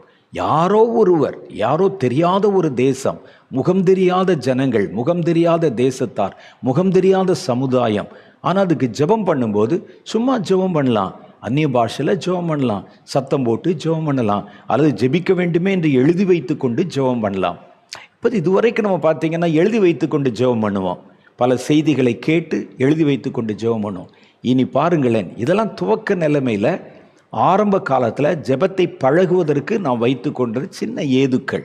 ஆனால் இனி வருகிற காலத்தில் பரிசுத்த ஆவியானவர் இன்றைக்கு உங்களை நிரப்ப ஆரம்பித்து விட்டால் நாளைய தினத்திலிருந்தே உங்கள் ஜெபம் வேறொரு பரிமாணத்தை நோக்கி பயணிக்க ஆரம்பிக்கிறதை பார்ப்பீங்க. எதுவும் எழுதி வைக்காமலே, எதுவும் உங்களுக்கு தெரியாமலே கர்த்தருடைய ஆவியானவர் எதற்கெல்லாம் ஜெபம் வேண்டுமோ அந்த ஏவுதலை உங்கள் மனதிலே கொடுத்து உங்களை ஜெபிக்க வைத்து கொண்டே இருப்பார். அதெல்லாம் நீங்கள் இனிமேல் பார்க்கத்தான் போகிறீங்க. அப்போ ஒருவர் ஜெபிக்கும் போது அந்த ஜெபத்திற்கு பலமூட்டுவது என்று ஒன்று இருக்கிறது. நான் ஜெபம் பண்ணுறேன், அது ஒரு காரியத்தை கேட்டு நான் ஜெபம் பண்ணுறேன், ஏதோ அது நான் நினைக்கும் போது என் மனதிலும் ஒரு கற்பனை காட்சியை நான் கண்டு, குழந்தைகளெல்லாம் சாகிறத பார்த்து, ரோட்டில் பயங்கரங்கள் நடக்கிறத நான் நினச்சி என் மனதில் ஒரு சின்ன உணர்ச்சி தோன்றுகிறது, அதில் கொஞ்சம் கண்ணீர் வருகிறது. அது இல்லை, அது வேற. ஒருவருடைய காரியங்களை நம்ம கேட்கும்போது, பார்க்கும்போது கொஞ்சம் ஆழமாக அதை ஃபீல் பண்ணி பார்த்தா நம்முடைய மனதிலே ஒரு கலக்கம் உண்டாகும். சில திரைப்படங்கள் பார்த்தீங்கன்னா, சோக திரைப்படங்கள் பார்க்கும்போது அதில் கதாநாயகனோ கதாநாயகியோ கஷ்டப்படுவோம் பார்க்கும்போது நமக்கு அழுக வர மாதிரி இருக்கும். அது உண்மையான பாரம் அல்ல, அந்த நேரத்தில் உண்டாகிற உணர்ச்சி. நம்ம ஒரு ஜெப கூட்டத்தில் இதே மாதிரி நடக்கும். நம்ம பார்த்துருக்கிறேன். ஒரு காரியத்தை நம்ம நல்லா விவரித்து சொல்லும்போது அவங்களுடைய எமோஷன் அது தொடும். அது தொடும்போது கொஞ்சம் யோசித்து பார்த்த உடனே அவர்களுக்கு ஒரு கண்ணீர் வரும். ஆனால் அது உண்மையான பாரம் அல்ல. நான் சொல்லுகிற உண்மையான பாரமும் உண்மையான கண்ணீரும் எப்போ வரும்னா, அந்த பாரமான காரியத்தை குறித்து கர்த்தருடைய மனசில் ஒரு பாரம் இருக்கும். கர்த்தருடைய ஆவியானவர் நமக்குள்ளே இருக்கிறார். அவர் இந்த பாரத்தை உங்கள் மேலே, உங்களுடைய ஆவிக்குள்ள டிரான்ஸ்ஃபார்ம் பண்ணுவார். அதை இன்னொரு வார்த்தையில் சொல்லணும்னா, அவர் சிலுவையை உங்கள் மேலே கொஞ்ச நேரம் வைப்பார், நீங்கள் ஜெபிப்பதற்காக. அது அவருடைய பாரம். அந்த ஜனங்களை நீங்கள் பார்க்கல, பாதிக்கப்படுகிற ஜனங்களை கர்த்தர் அவர்களை பார்த்திருக்கிறார். அந்த அழுத ஜனங்கள் உங்களுடைய கண்ணுக்கு தெரியல, கர்த்தருக்கு தெரியும். அங்கே என்ன நடக்கிறது என்கிற பயங்கரம் நேருக்கு நேராக ஆவியானவர் அதை அறிந்திருக்கிறார். அப்போ அவருடைய மனசில் ஒரு பாரம் இருக்கும். அவன் எந்த மதத்தை சேர்ந்தவனாக இருந்தாலும், எந்த இனத்தை சேர்ந்தவனாக இருந்தாலும், எல்லா மனிதனும் கர்த்தருடைய சாயலை கொண்டிருக்கிறான். அவன் கர்த்தருடைய கைப்பிறப்பாக கர்த்தரால் உண்டாக்கப்பட்டவன். அதனால யார் அழிந்தாலும் கர்த்தர் அழிகிறவனுடைய சாகனுடைய சாவை விரும்புகிறதில்லை என்று கர்த்தருடைய வேதம் சொல்லுது. அதனால எங்கேயோ ஒரு மூலையில், உங்களுக்கு தெரியாத ஒரு தேசத்தில், அந்த பேரு கூட தெரியாத ஒரு தேசத்தில் ஒரு கொடிய சம்பவம் நடந்திருக்கும். ஜனங்கள் கொத்து கொத்தா மரிச்சிருப்பாங்க. அதை நம்ம சும்மா சொன்னால் உங்களுக்கு கொஞ்சம் அதை கற்பனை பண்ணி பார்க்கும் பொழுது ஒரு பாரம் உண்டாகும். அது உண்மையான பாரம் அல்ல. அந்த பிரச்சனையை பார்த்த ஆவியானவருடைய மனசில் ஒரு பாரம் இருக்கும். அவருடைய மரண ஓலம் அந்த காரியங்களை கண்டு இந்த ஆவியானவர் அந்த பாரத்தோடு இருப்பார் பாருங்க. உங்கள் ஸ்பிரிட் அந்த பாரத்தை பெற்றுக்கொள்ள இடம் கொடுக்கும்போது தேவனுடைய பாரம் உங்கள் மேலே ஏற்றி வைக்கப்படும். அப்படி ஏற்றி வைக்கப்படும் போது அந்த பாரத்தை உங்களுடைய ஆவி உணர்ந்து கொள்ளும். அப்போ உங்களுக்குள்ளிருந்து இயற்கையாக உங்களுடைய உணர்வுகளை தூண்டி ஒரு கண்ணீர் வரும். நீங்களே அந்த இடத்துல நின்றதை போல, நீங்களே பாதிக்கப்பட்டதை போல ஒரு மன கஷ்டம் உங்களுக்குள்ளே உண்டாகும். கசைக்கு புழிகிறதை போல ஒரு அனுபவம் இருக்கும். அப்போ ஒரு கண்ணீர் வரும் பாருங்க. அதுதான் உண்மையான கண்ணீர். அந்த பாரம் ஜெபம் முடிந்தும் சில மணி நேரங்கள் வரைக்கும் நீடித்து கொண்டே இருக்கும். நீங்களே அந்த இடத்துல கஷ்டப்பட்டதை போல ஒரு தோற்றத்தை உண்டாக்கும். அந்த கண்ணீர் விசேஷமானது. அந்த கண்ணீர் விலை மதிப்பில்லாதது. நம்முடைய கண்ணீரோடு செய்கிற ஜெபம் பாருங்க, சாதாரண ஜெபத்தை விட, நான் சும்மா ஒரு உதாரணத்தை சொல்கிறேன், சாதாரண ஜெபத்தை விட 7 மடங்கு பவர்ஃபுல் அது. ஒரு சொட்டு கண்ணீர் நம்மை பொறுத்தளவில் நம்முடைய கண்களில் இருந்து வழிகிற ஒரு சொட்டு கண்ணீர் என்பதை மறந்து போகிறோம். நம்ம எவ்வளவு கண்ணீர் வடித்தோம் என்பது நமக்கு தெரியாது. ஆனால் கர்த்தருடைய பார்வையில் ஜெபத்தின் நிமித்தம் பிறருக்காக செந்தப்படுகிற கண்ணீர் இருக்கு பாருங்க. அந்த கண்ணீர் பரலோகத்திலே ரொம்ப விலை மதிப்பு இல்லாததாம். ஆகவேதான் சங்கீத புஸ்தகம் 56வது அதிகாரம் 8வது வசனத்திலே தாவீது சொல்லும்போது, என் கண்ணீரை உம்முடைய துருத்தியிலே பிடித்து வையும். ஒரு கண்ணீரை யாராவது துருத்தியில பிடித்து வைப்பாங்களா? அப்போ ஒன்று, துருத்தியிலே பிடித்து வைக்கிற அளவுக்கு அவரிடத்துல சோகம் இருக்கிறது, கண்ணீர் பொழிகிறது. அடுத்து சொல்றாரு, என் கண்ணீர் உம்முடைய துருத்தியிலே பிடித்து வையும், அவை உம்முடைய கணக்கில் அல்லவோ இருக்கிறது என்கிறார். நீங்கள் சொல்லுங்க, எதையெல்லாம் உங்களுடைய அக்கௌண்ட்டில் வைப்பீங்க, கணக்கில் வைப்பீங்க? பணத்தை கணக்கு பண்ணி வைப்பீங்க, நகையை கணக்கு பண்ணி வைப்பீங்க, விலையேற பெற்றவைகளை கணக்கு பண்ணி வைப்பீங்க. ஒரு கண்ணீரை பரலோகம் கணக்கு பண்ணி வைக்கிறது என்றால் அந்த கண்ணீர் பரலோகத்தில் எவ்வளோ விலை மதிப்பு இல்லாததுன்னு பார்க்கணும். அப்போ ஜெபத்திலே நம்ம சிந்துகிற கண்ணீர் விசேஷமானது. அதுலேயும் பிறருக்காக நீங்கள் ஜெபத்திலே சிந்துகிற கண்ணீர் இன்னும் விசேஷமானது. அதிலும் உங்கள் எதிரிகளின் நிமித்தம், எதிரிகளுக்காக நீங்கள் சிந்துகிற கண்ணீர் இருக்கு பாருங்க, அவனை மன்னிச்சு, அந்த கண்ணீர் இன்னும் விசேஷமானது. அப்போ இந்த கண்ணீர்லையுமே நிறைய குவாலிட்டிஸ் இருக்குது. ஆனால் எப்படியோ கண்ணீர் நிறைந்த ஜெபம் என்பது பரலோகத்திலே விசேஷமான ஜெபமாக கருதப்படுகிறது. அந்த ஜெபத்திற்கு அது பலத்தை உண்டு பண்ணுகிறது. இந்த ஆவியானவர், இன்னைக்கு நம்ம பேசுகிற அந்த பரிசுத்த ஆவியானவர் உங்களுக்கு அந்நிய பாஷையிலே தேவனோடு பேசுகிற அந்த ஆசீர்வாதத்தை கொடுப்பதோடு மாத்திரமல்லாமல், உங்களுக்கு புதிய அனுபவங்களிலே உங்களை ஜெபிக்க வைக்கிற வல்லமையை கொடுப்பது மாத்திரமல்லாமல், விசேஷமான ஜெபத்தை செய்ய வைக்க தம்முடைய கண்ணீரை உங்களுக்குள்ளே கொடுக்க போகிறார். அந்த கண்ணீர் எங்கிருந்து வரும்னா, அது கர்த்தருடைய கண்ணீர் உங்கள் கண் வழியாக வரும். அது கர்த்தருடைய பாரம் உங்களுடைய ஆவிக்குள்ளே வந்து அந்த பாரம் அங்கே செலுத்தப்படும். அப்போ கர்த்தரும் நீங்களும் அடிக்கடி இப்படி இணைக்கப்படும் போது என்ன வரும் அப்படின்னு கேட்டிங்கன்னா, கர்த்தருடைய பாரம் எனக்குள்ளே வருது, கர்த்தருடைய கண்ணீர் எனக்குள்ளே வருது, கர்த்தருடைய ஆவியானவர் எனக்குள்ளே இருக்கிற அந்த ஜெப ஆவியானவர். அப்போ இந்த ஜெப ஆவியானவர் 24 மணி நேரம் என்னோடு கூட இணைந்து என்னை ஜெபிக்க வைத்து கொண்டிருக்கிறார். அவர் பாரம் எனக்குள்ளே வருது, அவருடைய சுவாசம் எனக்குள்ளே வருது, அவருடைய பலம் எனக்குள்ளே வருது, அவருடைய பாஷை எனக்குள்ளே வருது, அவருடைய கண்ணீர் எனக்குள்ளே வருது. அப்படி ஒன்றொன்றாய் வர வர வர என்னாகும்னு கேட்டால் கர்த்தருடைய சாயல் உங்களுக்குள்ளே உண்டாக ஆரம்பிக்கும். சாது சுந்தர் சிங் அதை பற்றி ஒரு காரியத்தை சொல்கிறாங்க. என்ன சொல்கிறான்னு கேட்டால், கர்த்தரிடத்தில் கேட்குறார், கர்த்தாவே நாங்கள் ஏன் ஜெபம் பண்ணணும்? நாங்கள் ஜெபம் பண்ண வேண்டியது என்னதுன்னு தான் உமக்கு தெரியுமே, எங்களுக்கு என்னென்னலாம் பிரச்சனை இருக்குன்னு உங்களுக்கு தெரியுமே, எங்கள் வாயிலிருந்து சொற்பிறவாவதற்கு முன்பாகவே நீரவைகளை அறிந்திருக்கிறீரே, அப்படி இருக்கும்போது எங்களை பார்த்து ஏன் ஜெபம் பண்ண சொல்கிறீங்கன்னு. அப்போ கர்த்தர் சொல்லுகிறார், உன்னுடைய தேவையை சொல்லு, நான் தருவேன் என்று சொல்லுகிறதுனாலாவது நீ என் சமூகத்திலே காத்திருப்பாய். என் சமூகத்தில் நீ காத்திருக்க என் வல்லமை உன்னை தன்னுடைய செட்டையிலே மூடிக்கொள்ள என் சாயல் உனக்குள்ளே உண்டாகும். எப்படி என்றால், ஒரு முட்டையை உடைச்சு பாரு, அதில் ஒரு மஞ்சளாக ஒரு திரவம் இருக்குது, வெள்ளையாக ஒரு திரவம் இருக்குது. அதுக்கு உருவம் இல்லை, கண் இல்லை, காது இல்லை, ஜீவன் இல்லை, ஒன்றுமே இல்லை, வெறும் 2 தண்ணி இருக்குது உள்ள, அவ்வளோதான். ஆனால் ஒரு தாய் பறவை அதன் மேலே அமர்ந்து அதனுடைய பிரசன்னம், அதனுடைய வெப்பம், அதனுடைய செட்டை அதை மூட மூட மூட மூட அதுக்கப்புறம் பார்த்தீங்கன்னா தாய் பறவை போலவே அதற்கு மூக்கு வளர்ந்து, கண்ணு வளர்ந்து, காலு வளர்ந்து, செட்டை வளர்ந்து, சப்தம் உண்டாகி, ஜீவன் உண்டாகி, தாய் பறவை போலவே ஒரு குஞ்சு வெளிப்படுகிறது. அதே போலத்தான் என் பிரசன்னத்தில் நீ உட்கார உட்கார உட்கார அமர்ந்திருக்க என்னுடைய சாயல் உனக்குள்ளே உருவாக ஆரம்பிக்குது. அதனால்தான் தேவனுடைய பிரசன்னத்தில் காத்திருந்தா கூட போதும் உங்களுக்கு. நம்ம அதனால சொல்கிறோம், உங்கள் பிள்ளைகள் சபைக்கு வந்தால் அப்படி தூங்கிடுறான் பாஸ்டர், அதனால என் பிள்ளையை நான் வீட்டில் படுக்க வச்சுட்டு வந்துட்டேன்னு நம்ம சொல்கிறோம். பிள்ளை தூங்கினா கூட தூங்கட்டும். எங்கே தூங்குகிறான்? தேவனுடைய பிரசன்னத்தில் தானே, தூங்கட்டுமே. தேவனுடைய பிரசன்னம் அந்த இடத்துல அசைவாடும் போது, தேவனுடைய பிரசன்னம் அசைவாடுகிற இடங்களெல்லாம் நீங்கள் தங்க தங்க உங்கள் மேலே கர்த்தருடைய வல்லமை இறங்கி தேவனுடைய சாயல் உங்களுக்குள்ளே உருவாக ஆரம்பிக்கும். ஒருவேளை இந்த செய்திகளை கேட்கிறது எங்களுக்கு புரியலைன்னு சொன்னால் கூட உட்கார்ந்துருங்க, சும்மா அந்த இடத்துல கர்த்தருடைய பாதத்தில் காத்திருங்கள். வேதம் அதைத்தான் சொல்லுகிறது. வாலிபரும் இடறி விழுவாங்க, இளைப்படைந்து சோர்ந்து போவாங்க, கர்த்தருக்கு காத்திருக்கிறவர்களோ கழுகளை போல செட்டடித்து புறப்படுவார்கள். அவர்கள் ஓடினாலும் இளைப்படைய மாட்டார்கள், நடந்தாலும் சோர்ந்து போக மாட்டாங்களாம். எவ்வளோ பெரிய ஆசீர்வாதம் பார்த்தீங்களா? அப்போ கர்த்தருடைய பாதத்தில் காத்திருங்க, கர்த்தருடைய பிரசன்னத்தில் காத்திருங்க. இப்போ இந்த அபிஷேகம் என்ன செய்கிறது என்றால், உங்களுக்கும் கர்த்தருக்கும் இடையிலே ஒரு இணைப்பை உண்டு பண்ணுகிறது. அவருடைய பாரத்தை உங்களுக்குள்ள டிரான்ஸ்ஃபார்ம் பண்ணுது, அவருடைய கண்ணீரை உங்களுக்குள்ள டிரான்ஸ்ஃபார்ம் பண்ணுது, அனுபவத்தை உங்களுக்குள்ள டிரான்ஸ்ஃபார்ம் பண்ணுது, பாஷையை உங்களுக்குள்ளே டிரான்ஸ்ஃபார்ம் பண்ணுது, இடைவிடாமல் ஜெபிக்க வைக்கிறது. ஏதோ அந்த பறவை பறந்து விட்டு வருவதல்ல. நீங்கள் நல்லா பார்த்தீங்கன்னா, தாய் பறவை மேலே படுச்சுன்னா 21 நாள் அப்படியே படுத்திருக்கும் மேலே.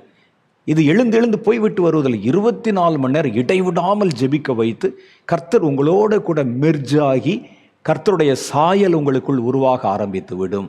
அப்போ இதனால தான் கர்த்தர் இந்த விசேஷித்த அபிஷேகத்தை நமக்குள்ளே அவர் வாக்குத்தத்தம் பண்ணி இருக்கிறார். அப்போ இந்த அபிஷேகத்தில் கண்ணீர் நிறைந்த ஜெபத்தின் ஆவி இருக்கிறார். நீங்கள் இனிமேல் ஜெபம் பண்ணும்போது பாருங்களேன்.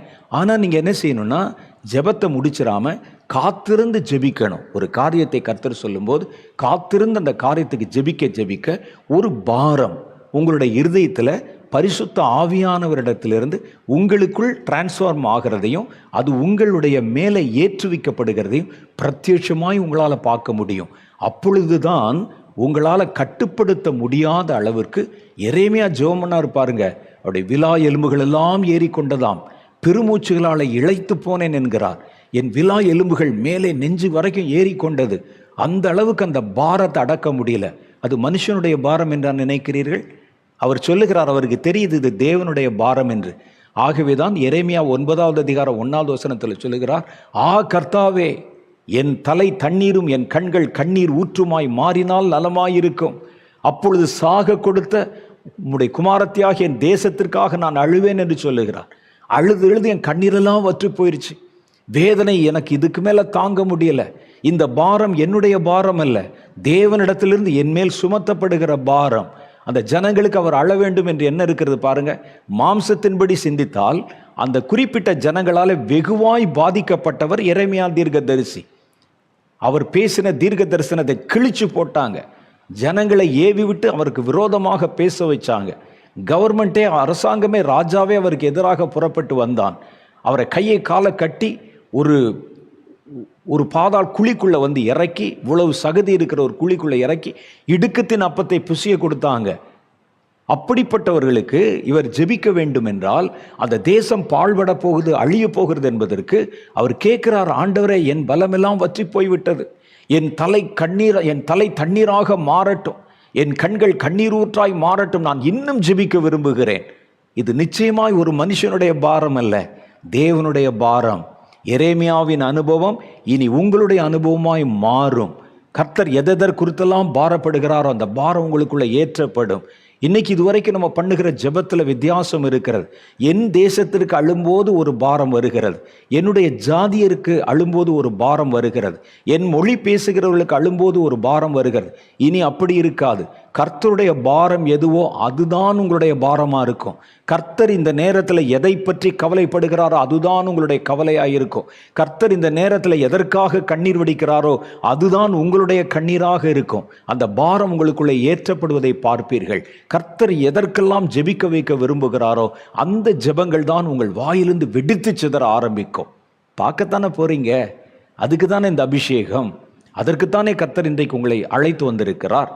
அப்போ இதெல்லாம் இந்த அபிஷேகத்தில் இருக்கு. அபிஷேகம் என்றால் சும்மா கொஞ்ச நேரம் இறங்கினோடனே கை தட்டி கொஞ்ச நேரம் கையை காலை உதறி விட்டு போவதல்ல. இந்த அபிஷேகம் உங்களுக்குள்ளே கிரியை செய்ய போகுது. இந்த அபிஷேகத்துக்குள்ள தேவ ரகசியங்களை பேசுகிற அந்நிய பாஷை இருக்கிறது. தேவ மகத்துவங்களை பார்க்க வைக்கவும், தேவன் விரும்புகிற இடத்திலே உங்களை கொண்டு போய் சேர்க்கவும் தக்கதாக புதிய ஆவிக்குரிய அனுபவங்களை கொடுக்கிற வரங்கள் இருக்கிறது. கர்த்தருடைய பாரத்தை உங்கள் மேல் ஏற்றி வைக்கிற புதிய வரம் இருக்கிறது. கண்ணீரின் ஆவி இருக்கிறது. நாலாவது ஒரு காரியம் இருக்கிறது, அதுதான் ரொம்ப முக்கியமானது. தேவனுடைய ஜெபத்திற்கு வேண்டிய வெளிப்பாடுகளை தரும் அபிஷேகம் அதில் இருக்குது. இது தீர்க்க தரிசனம் அல்ல, தீர்க்க தரிசனம் மாதிரி தான், ஆனால் தீர்க்க தரிசனத்திற்கும் இதற்கும் வித்தியாசம் இருக்கிறது.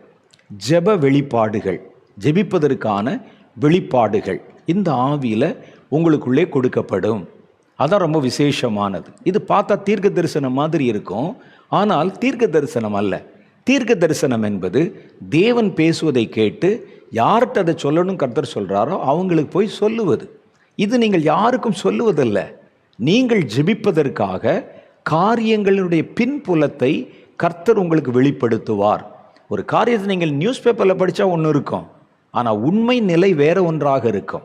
ஒரு தேசத்தில் நடக்கிற பயங்கரம் ஒன்றா இருக்கும், அதோடைய காரணம் வேற ஒன்றா இருக்கும். நமக்கு அதெல்லாம் தெரியாது.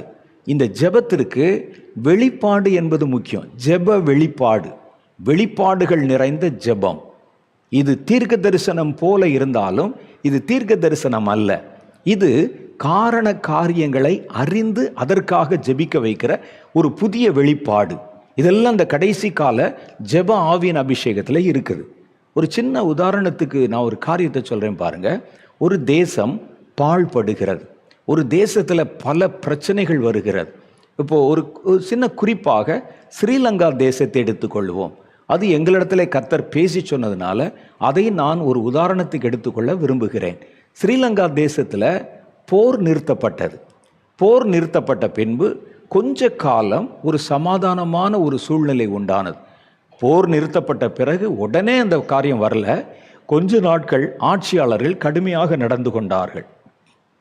அப்பொழுது கர்த்தர் தம்முடைய ஜனங்களுக்கு வாக்கு கொடுத்து, நீங்கள் எல்லாம் ஒருமனப்பட்டு ஜெபித்தால் இந்த ஆட்சியை நான் ஒரே நாளில் இரவிலே மாற்றி விடுவேன் என்றார். அதே போல் ஆட்சி மாற்றம் நடைபெற்றது. அதுக்கப்புறம் கர்த்தர் சொன்னார், இது நிரந்தரமாக இல்லை, கொஞ்ச நாள் தான் இருக்கும். நீங்கள் என்ன செய்ய வேண்டும் என்றால் இந்த தேசத்தினுடைய காரியங்களுக்கு இன்னும் நீங்கள் ஆழமாக ஜெபம் பண்ணணும். ஏனென்றால் இந்த தேசத்தின் மேலே ஏன் இவ்வளவு விதமான பல தீமைகள் ஒன்றன் பின் ஒன்றாய் வருகிறது? கர்த்தருடைய ஆவியானவர் சொல்றார், இந்த தேசத்தில் திரளான அப்பாவி ஜனங்களுடைய இரத்தம் சிந்தப்பட்டிருக்கிறது. ஒருவனுடைய இரத்தம் சிந்தப்பட்டா இரத்த பழி அங்கே வந்தால் அந்த இரத்த பழிக்கு நான் கணக்கு கேட்கணும். இந்த தேசத்தில் இரத்தம் சிந்தப்பட்டிருக்கிறது. ஆகவே இலங்கை தேசத்தில் எங்கெங்கெல்லாம் ரத்தம் சிந்தப்பட்டதோ அந்த இரத்தம் சிந்தப்பட்ட இடங்களை எல்லாம் நீங்கள் குறிவைத்து அந்த இடத்துல நின்று அந்த இரத்தப்பழி நீங்கும்படிக்காக உத்தரவாதம் பண்ணி ஜெபம் பண்ணணும். அப்படி ஜெபம் பண்ணாவிட்டால் கர்த்தர் தெளிவாக பேசியிருக்கிறார். அது 2019 என்று நினைக்கிறேன். நீங்கள் நடு தெருவில் வந்து நிற்பீர்கள், உங்கள் குடும்பங்கள் நடுத்தெருவில் வந்து நிற்கும். இது என்னால் உண்டாகிற தண்டனை இல்லை, அந்த இரத்த பழியினால் உங்கள் மேலே வருகிற பயங்கரங்கள் என்று கர்த்தர் சொன்னார். இப்போ பாருங்கள், நம்ம ஜெபந்தான் பண்ணுறோம், அது ஏன் அந்த பிரச்சனை வருகிறது என்கிற காரணம் வெளிப்படுத்தப்படுகிறது. நீங்கள் எதற்கு ஜெபம் பண்ணணும் என்கிற காரியம் சொல்லப்படுகிறது. அப்போ கர்த்தர் அந்த காரியத்தின் பிரச்சனை நம்ம வந்து பார்க்கும்பொழுது இதுதான் அந்த பிரச்சனைக்கு காரணம் என்று. இப்போ பாருங்களேன், சமீபத்தில் ஒரு காரியத்தை நீங்கள் பார்த்துருப்பீங்க. ரஷ்யாவுக்கும் உக்ரைனுக்கும் நடுவில் ஒரு பெரிய வார் உண்டாகி உக்ரைன் தேசத்தில் பெரிய பாதிப்பு உண்டாகி நிறைய ஜனங்கள் அங்கே கொல்லப்பட்டிருக்கிறாங்க. அதன் மேலே பல விதமான குண்டு மழை பொழிந்து பொருளாதாரம் பாதிக்கப்பட்டு தேசத்தில் என்ன நடக்குதுன்னு இன்னும் தெரியல. அங்கே வந்து பயங்கரமான ஒரு சூழ்நிலை தொடர்ந்து நிலவிக்கொண்டே இருக்கிறத நம்ம பார்க்குறோம். இவ்வளோதான் நமக்கு தெரியும். அப்போ உக்ரைனுக்காக நம்ம வந்து ஜெபம் பண்ணுகிறோம். ஐயோ ஆண்டவரே, ரஷ்யாவுக்கும் உக்ரைனுக்கும் நடுவில் நடக்கிற காரியம் என்று. இந்த உக்ரைனை குறித்த ஒரு காரியம் உங்களுக்கு தெரியுமா என்னன்னு சொல்லி, இலங்கையில் இந்த போர் நடந்த போது சிங்களர்கள் உக்ரைன் தேசத்தை சேர்ந்தவர்களுக்கு பணம் கொடுத்து, அங்கே ஒரு மிலிட்ரி இருக்குது, உக்ரைன் இராணுவம் இருக்குது, அவங்க என்ன செய்வாங்கன்னு கேட்டால், எந்த தேசம் தங்களுக்கு பணம் கொடுத்து அவர்களை விலைக்கு வாங்குகிறதோ அந்த தேசத்தில் போய் யார் மேலே ஏவி விடுறாங்களோ அவங்களோட சண்டை போடுவாங்க. நீங்கள் வேண்டுமானால் இலங்கையில் இருக்கிறவங்ககிட்ட கேட்டு பாருங்கள். கடைசி போரில் முள்ளிவாய்க்கால் என்ற இடத்துல லட்சக்கணக்கான தமிழர்கள் கொல்லப்பட்ட போது அவர்களுக்கு எதிராக யுத்தம் செய்து அவங்கள கொன்றவர்கள் யாருன்னு கேளுங்க. உக்ரைனிலிருந்து அமைக்கப்பட்ட கூலிப்படை ஆட்கள். அந்த இராணுவம் தான் இங்கே வந்தது, சிங்களவர்களுக்கு உதவி செய்தது. அந்த இடத்துல ஒரு பெரிய வார், அப்பாவி ஜனங்கள், குழந்தைகள் கொல்லப்பட்டாங்க, தெருவில் வீசி எறியப்பட்டாங்க. அவங்க கொண்டு வந்து இந்த பெட்டிகள் அவங்க வச்சுருந்தா எங்கே போவது என்று தெரியல. வஸ்திரம் கூட அவர்கள் உரிந்து போடப்பட்டது. நிர்வாணமாக கொலை செய்யப்பட்டாங்க. இந்த பக்கம் உள்ள ஓடுனீங்கன்னா பயங்கரமான தண்ணி இருக்கிறது, இந்த பக்கம் பார்த்தீங்கன்னா சகதியும் சேருமாக இருக்கிறது. குழந்தைகளை வைத்துக்கொண்டு அந்த நாள் இரவில் அவர்கள் தவித்ததும் கதறினதும் யாராலும் மறக்க முடியாதது. இந்த நேரத்தில் அவங்களை அந்த சூழ்நிலையில் வைத்து முக்கு இடத்துல வச்சு மூடிக்கொண்டு அவர்கள் அத்தனை அப்பாவி உயிர்களை கொன்றது உக்ரைன் தேசத்து இராணுவம். அவங்கள கூலி பொறுத்திருந்தாங்க. வேணா நீங்கள் எடுத்து கேட்டு பாருங்க. அவர்கள் அன்றைக்கு இரத்தத்தை சிந்தினார்கள். கர்த்தர் இரத்தப்பழியை மாத்திரம் மன்னிக்கவே மாட்டார். இரத்தப்பழி, உன் தலையிலே இரத்தப்பழி இருக்கிறது என்று கர்த்தர் சொல்லுகிறார். தெரியாத ஒரு தேசம், அப்பாவி ஜனங்கள், கையில் ஆயுதம் இல்லாத ஜனங்கள் அங்கே போய் குண்டு போட்டியில் இன்றைக்கு அதனுடைய விலை கிரயத்தை அவர்கள் இங்கே செலுத்துகிறார்கள். நமக்கு பார்த்தீங்கன்னா அது ஒரு நியூஸாக தெரியும். உக்ரைனில் போர் அப்படின்னு தெரியும், இலங்கையில் ஒரு போர், இலங்கையில் பஞ்சம் என்று தெரியும். அதன் பின்புலம் நமக்கு தெரியாதில்ல. அதை வெளிப்படுத்தி காண்பிப்பது தான் கர்த்தர் ஜெபத்திலே தருகிற வெளிப்பாடுகள், ஜெப வெளிப்பாடுகள். இது ஜெபிப்பதற்காக கொடுக்கப்படுகிறது. தீர்க்க தரிசனம் என்பது வேறு. அது இனிமேல் வரக்கூடிய பயங்கரங்களை நமக்கு சுட்டி காண்பிக்கிறது. அதை யார்கிட்ட சொல்லணும், எதுக்கு சொல்லணும்னா, கர்த்தர் இந்த தீர்க்க தரிசனம் உரைக்கிறவர்கள் அங்கே போய் தீர்க்க தரிசனம் உரைப்பாங்க. ஆனால் ஜெபிக்கிறவர்கள் ஒரு காரியத்தினுடைய உண்மை தன்மை தெரியாமலே, பின்புலம் தெரியாமலே நம்ம உட்காந்து ஜெபம் பண்ணிட்டு இருப்போம். கர்த்தாவே மூடும், கர்த்தாவே மூடும் சொல்லி கேட்டுக்கிட்டு இருப்போம். அப்போ கர்த்தர் சொல்லுவார், இந்த பிரச்சனையினுடைய ஆணி வேறு, ரூட் காஸ்ட் என்னன்னு உனக்கு தெரியுமா? இது எதனால் வந்ததுன்னு தெரியுமா? அந்த இடத்த ஆணி வேறு ஏதோ, அதை குறிவைத்து நீ ஜெபம் பண்ணணும். அப்போ தான் இந்த பிரச்சனை மாறும். இதை கர்த்தர் நமக்கு வெளிப்படுத்துவார். யாருக்கு? ஜெபிக்கிறவங்களுக்கு. உங்களுக்கே கர்த்தர் வெளிப்படுத்தணும். யாரோ சொல்லுவதை கேட்டு நம்ம ஜெபம் பண்ணுவதல்ல. நீங்கள் ஒவ்வொரு முறை ஜெபிக்கும் போதும் ஜெபத்தை குறித்த வெளிப்பாடுகளை தரும் ஆவியானவர் உங்களுக்குள்ளே செயல்படுகிறதை பார்ப்பீங்க. இதெல்லாம் தருவதற்கு பேர் தான் கடைசி கால ஜெப அபிஷேக ஆவியானவர். அதுக்கு தான் கர்த்தர் நமக்குள்ளே வந்திருக்கிறார். முன்னெல்லாம் பார்த்தீங்கன்னா ஒரு பிரச்சனைக்காக ஜெபம் பண்ணுங்கன்னு ஊழியக்காரங்க சொல்லுவாங்க, பத்திரிக்கையில் போடுவாங்க, பத்திரிக்கையில் படிப்பீங்க, நம்ம ஜெபிக்க வேண்டிய நம்முடைய கடமை என்று கை தூக்கி ஜெபம் பண்ணுவீங்க. அவருடைய பின்புலம் தெரியாது, காரண காரியங்கள் தெரியாது, ஏன் அடிக்கப்படுகிறார்கள் தெரியாது, அதுக்கு என்ன செய்யணும்னு தெரியாது, அதற்கு எப்படி நம்ம ஜெபிக்கணும்னு தெரியாது. இது எல்லாவற்றையும் கர்த்தருடைய ஆவியானவர் நமக்கு வெளிப்படுத்தி காமிக்கணும். அப்போ ஜெப வெளிப்பாடுகள் என்பது இந்த ஜெப ஆவியிலே மிக பிரதானமாய் தரப்பட்டிருக்கிற ஒரு வரம். இந்த வரம் என்பது வெளியே சொல்லித் தெரிவதற்கல்ல, அது ப்ராஃபசி, தீர்க்க தரிசனம். இந்த வரம் நீங்கள் ஜெபிப்பதற்கு. இந்த வரம் பெற்றவனுக்கு என்ன நடக்கும்னு கேட்டால், நீங்கள் ஜெபம் பண்ணும்போது கர்த்தர் உங்கள் முன்பாக வந்து நிற்பார். உங்கள் ஜெபத்தை கர்த்தர் ஏற்றுக்கொள்வார், கேட்பார். அப்போ கர்த்தர் இந்த பிரச்சனை குறித்து என்ன நினைக்கிறார் என்பதை நீங்கள் தெளிவாக விளங்கி கொள்ள பரிசுத்த ஆவியானவர் உங்களுக்கு உதவி செய்வார். உங்கள் முன்னால் நிற்கிற கர்த்தர் இந்த பிரச்சனையில் அடுத்த கட்டமாக என்ன செய்ய போகிறார், அவர் மனசில் என்ன வச்சிருக்கிறாருங்கிற உங்களுக்கு தெரியணும் இல்லை? அதை பரிசுத்த ஆவியானவர் உங்கள் மெல்ல சொல்லுவார். கர்த்தர் நிற்கிறாரே, அடுத்து இந்த பிரச்சனையில் என்ன செய்ய போகிறார் தெரியுமா? அவனை போட்டு தள்ள போகிறார், நீ ஜெபம் பண்ண, அதுக்காக சொல்லி தருவார். அது எப்படி நீங்கள் கேட்கலாம். ஒரு வசனத்தை வாசிப்போமா? உபாகம புஸ்தகம் 9வது அதிகாரம் 18, 19, 20 ஆகிய வசனங்களில் மோசேயினுடைய அனுபவம் இப்படி சொல்லப்பட்டிருக்கிறது. மோசே 40 நாட்கள் மலையிலே தங்கி ஜெபம் பண்ணின போது கீழே ஆரோனுடைய தலைமையிலே இஸ்ரவேலர்கள் கர்த்தருக்கு விரோதமாக பாவம் செஞ்சாங்க. ஒரு விக்கிரகத்தை, பொன் கன்றுக்குட்டி உருவாக்கி விட்டார்கள். கர்த்தர் 40 நாள் வரைக்கும் அவரை தொந்தரவு பண்ணவே இல்லை. அவருக்கு தெரியும் கீழே அவன் டான்ஸ் ஆடுறான்னு தெரியும். அந்த ஜெபத்தை முடித்த உடனே 2 கற்பலகைகளை கொண்டு வந்து கர்த்தர் மோசேனுடைய கையில் சொல்லிட்டு, மோசே, உன் ஜெப நாள் முடிஞ்சிருச்சு, பலகை வாங்கிட்ட, சீக்கிரமாக இறங்கிப்போ. ஆரோனும் அவனோடு கூட இருக்கிற இஸ்ரவேலர்களும் தங்கள் வழியை கெடுத்து கொண்டார்கள். அவர்கள் ஒரு பொன் கன்றுக்குட்டியை உருவாக்கி இருக்கிறாங்க, நீ சீக்கிரம் இறங்கிப்போ. மோசே கோவம் வந்து அந்த 2 அந்த கல்லையும் தூக்கி எறிந்து உடைத்து விட்டு கோபமாக இறங்கி வருகிறார். அவர்கள் மேலே தேவனுடைய கோபம் இருக்கிறது என்று அறிந்து இஸ்ரவேல் ஜனங்களுக்காக ஜெபம் பண்ணுகிறார். ஜெபம் பண்ணும்போது ஒரு காரியத்தை அவர் கண்டுபிடிக்கிறார். இஸ்ரவேலர்கள் மேலே மாத்திரல்ல, ஆரோன் மேலேயும் கர்த்தருடைய கோபம் பற்றி எரிகிறது என்பதை அவர் ஜெபம் பண்ணும்போது விளங்கி கொள்ளுகிறார். அவர் சொல்றார் பாருங்க, உபாகம புஸ்தகம் 9வது அதிகாரம் 18, 19, 20 ஆகிய வசனங்கள். கர்த்தரை கோபப்படுத்துவதற்கு நீங்கள் அந்த வசனத்தை எடுத்துட்டீங்களா? சரி, இப்போ வந்து வாசிக்கலாம். கர்த்தரை கோபப்படுத்துவதற்கு நீங்கள் அவருடைய சமூகத்தில் பொல்லாப்பு செய்து நடப்பித்த உங்களுடைய சகல பாவங்களின் நிமித்தமும் நான் கர்த்தருக்கு முன்பாக முன்போல இரவும் பகலும் மறுபடியும் 40 நாள் விழுந்து கிடந்தேன். நான் அப்பம் புசிக்கவும் இல்லை, தண்ணீர் குடிக்கவும் இல்லை. அப்போத்தான் 40 நாள் முடிச்சுட்டு வர்றேன். நீங்கள் பாவம் செஞ்சீங்கன்னு போன உடனே நான் போய் ஜெபத்துக்கு போய்விட்டேன். உங்கள் பாவத்தை நிவர்த்தி செய்வதற்காக மறுபடியும் ஒரு 40 நாள் தண்ணீர் புசிக்கவும் இல்லை, நான் தண்ணீர் குடிக்கவும் இல்லை, அப்பம் புசிக்கவும் இல்லை. கர்த்தர் உங்களை அழிக்கும்படி உங்கள் மேல் கொண்டிருந்த கோபத்திற்கும் உக்கிரத்திற்கும் நான் பயந்திருந்தேன்.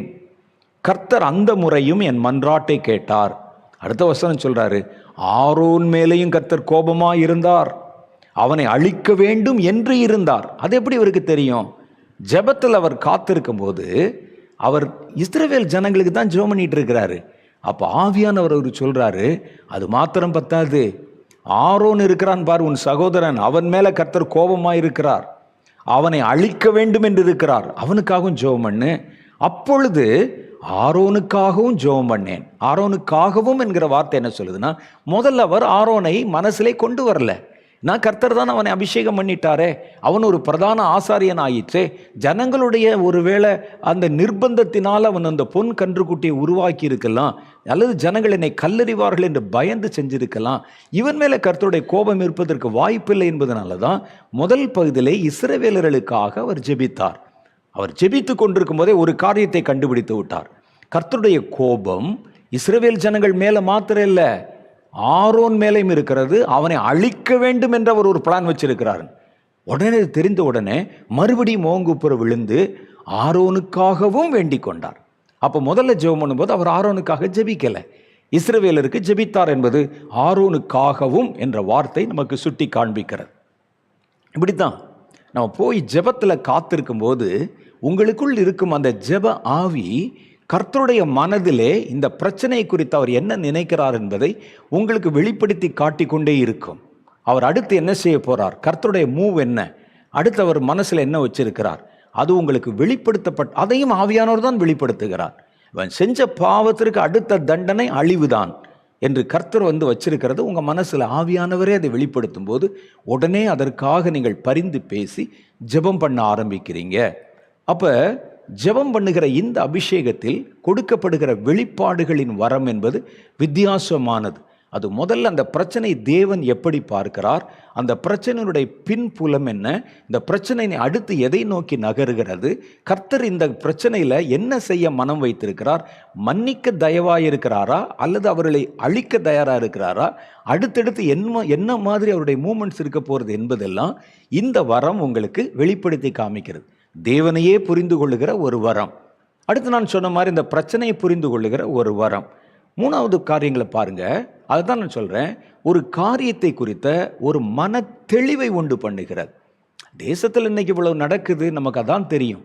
மொட்டையா நம்ம என்ன செய்வோம், அங்கே போய் ஆண்டவரே என் ஜனங்கள் அழிக்கப்படுகிறார்கள், துன்புறுத்தப்படுகிறார்கள், நார்த் இந்தியாலாம் பற்றி எரியுது ஆண்டவரே போய் ஜெபம் பண்ணுவோம். ஏன் பற்றி எரிகிறது என்று நமக்கு தெரியுமா? அது எதனால கர்த்தர் அதை வரவிட்டார் என்று தெரியுமா நமக்கு? ஒருவன் ஏன் அந்த விலைக்கிரயத்தை கொடுக்கிறான் என்று உங்களுக்கு தெரியுமா? இன்னைக்கு தேசத்தில் பஞ்சம் தலைவிரித்து ஆடுகிறது என்று சொல்லுகிறோமே, அது எதனால வந்தது என்று உங்களுக்கு தெரியுமா? மனிதர்கள் என்ன செய்ததுனால வந்தது தெரியுமா? தமிழில் ஒரு பழமொழி சொல்லுவாங்க, இந்த தீதும் நன்றும் பிறர் தர வாரா. ஒரு நல்லதும் கெட்டதும் மற்றவங்க தரதுனால வராது, ஓம் போக்குனால தான் வரும். இந்த ஜனங்கள் என்ன செய்தார்கள், ஏன் அந்த காரியத்துக்கு ஒப்பு கொடுக்கப்பட்டார், காரணம் நமக்கு தெரியாது. நம்ம நடக்கிற பயங்கரத்தை மாத்திரம் பார்ப்போம். ஐயோ ஜனங்கள் அழிகிறார்களே, ஜனங்கள் தண்டிக்கப்படுகிறார்களே, ஜனங்கள் பஞ்சத்தில் நிற்கிறாங்களே அப்படின்னு தான் தெரியும். அந்த காரியத்துக்கு ஜெபம் பண்ணும்போது கர்த்தர் அந்த காரியத்தில் முதல் கட்டமாக ஒரு மன தெளிவை உண்டு பண்ணுகிறார். இதுதான் பிரச்சனை, இதனால தான் அவர்கள் தண்டிக்கப்படுகிறார்கள், இதற்கு அவங்க என்ன செய்யணும் என்ற ஒரு தெளிவை உண்டு பண்ணுகிறார். தானியேலின் புஸ்தகம் 9வது அதிகாரம் 22வது வசனத்தில் வாசிச்சா அதில் சொல்லுகிறார், அவர் தானியேல் உட்கார்ந்து ஜெபம் பண்றார். 21 சொல்லுது, அப்படி 9:21 தானியேல்ல, அப்படி நான் ஜெபம் பண்ணி கொண்டிருந்த போது முதல் தரிசனத்திலே நான் கண்ட புருஷனாகிய கேப்ரியேல் வேகமாக பறந்து வந்து அந்தி பலியின் நேரமாகிய வேளையிலே என்னை தொட்டான். இப்போ உண்மையாக ஜெபம் பண்ணுற இந்த ஆவியில் ஆவியில் நிறைஞ்ச ஜெபம் பண்ணுறவங்களுக்கு பரலோகத்தோட கனெக்ஷன் உடனே உண்டாகும். ஒரு தேவதூதன் இறங்கி வந்து தொட்டான். அடுத்து அவன் எனக்கு ஒரு தெளிவை உண்டு பண்ணி என்னோட பேசி, தெளிவை உண்டு பண்ணியிருக்கு பாருங்க, அதுதான் முக்கியம். அங்கே தெளிவை உண்டு பண்ணி அவன் என்ன நடந்தது என்ற காரியத்தினுடைய பின்புலத்தை வெளிப்படுத்தினான். தானியேல் காலத்தில் வந்த அந்த பிரச்சனை வேற, அந்த பின்புலத்தை வெளிப்படுத்தினான். ஆனால் நமக்கு காரியத்தினுடைய காரியங்கள், நம்ம நீங்கள் எதுக்கு ஜெபம் பண்ணுறீங்களோ அதை குறித்த காரியத்தை ஒரு மன தெளிவை உண்டு பண்ணுவாங்க. இந்த பிரச்சனை இதனால தான் வந்திருக்கிறது, இதற்கு என்ன செய்யணும், இதெல்லாம் இந்த ஜெபத்தில் வரும். இதுக்கு எப்படி ஜெபம் பண்ணணும் வரும். சொல்லி வச்ச மாதிரி சுவிட்சை தட்டின உடனே வருதே இன்ஸ்டன்ட் ஜெபங்கள், அந்த ஜெபங்கள் எல்லாம் இனி வேலைக்கு ஆகாது.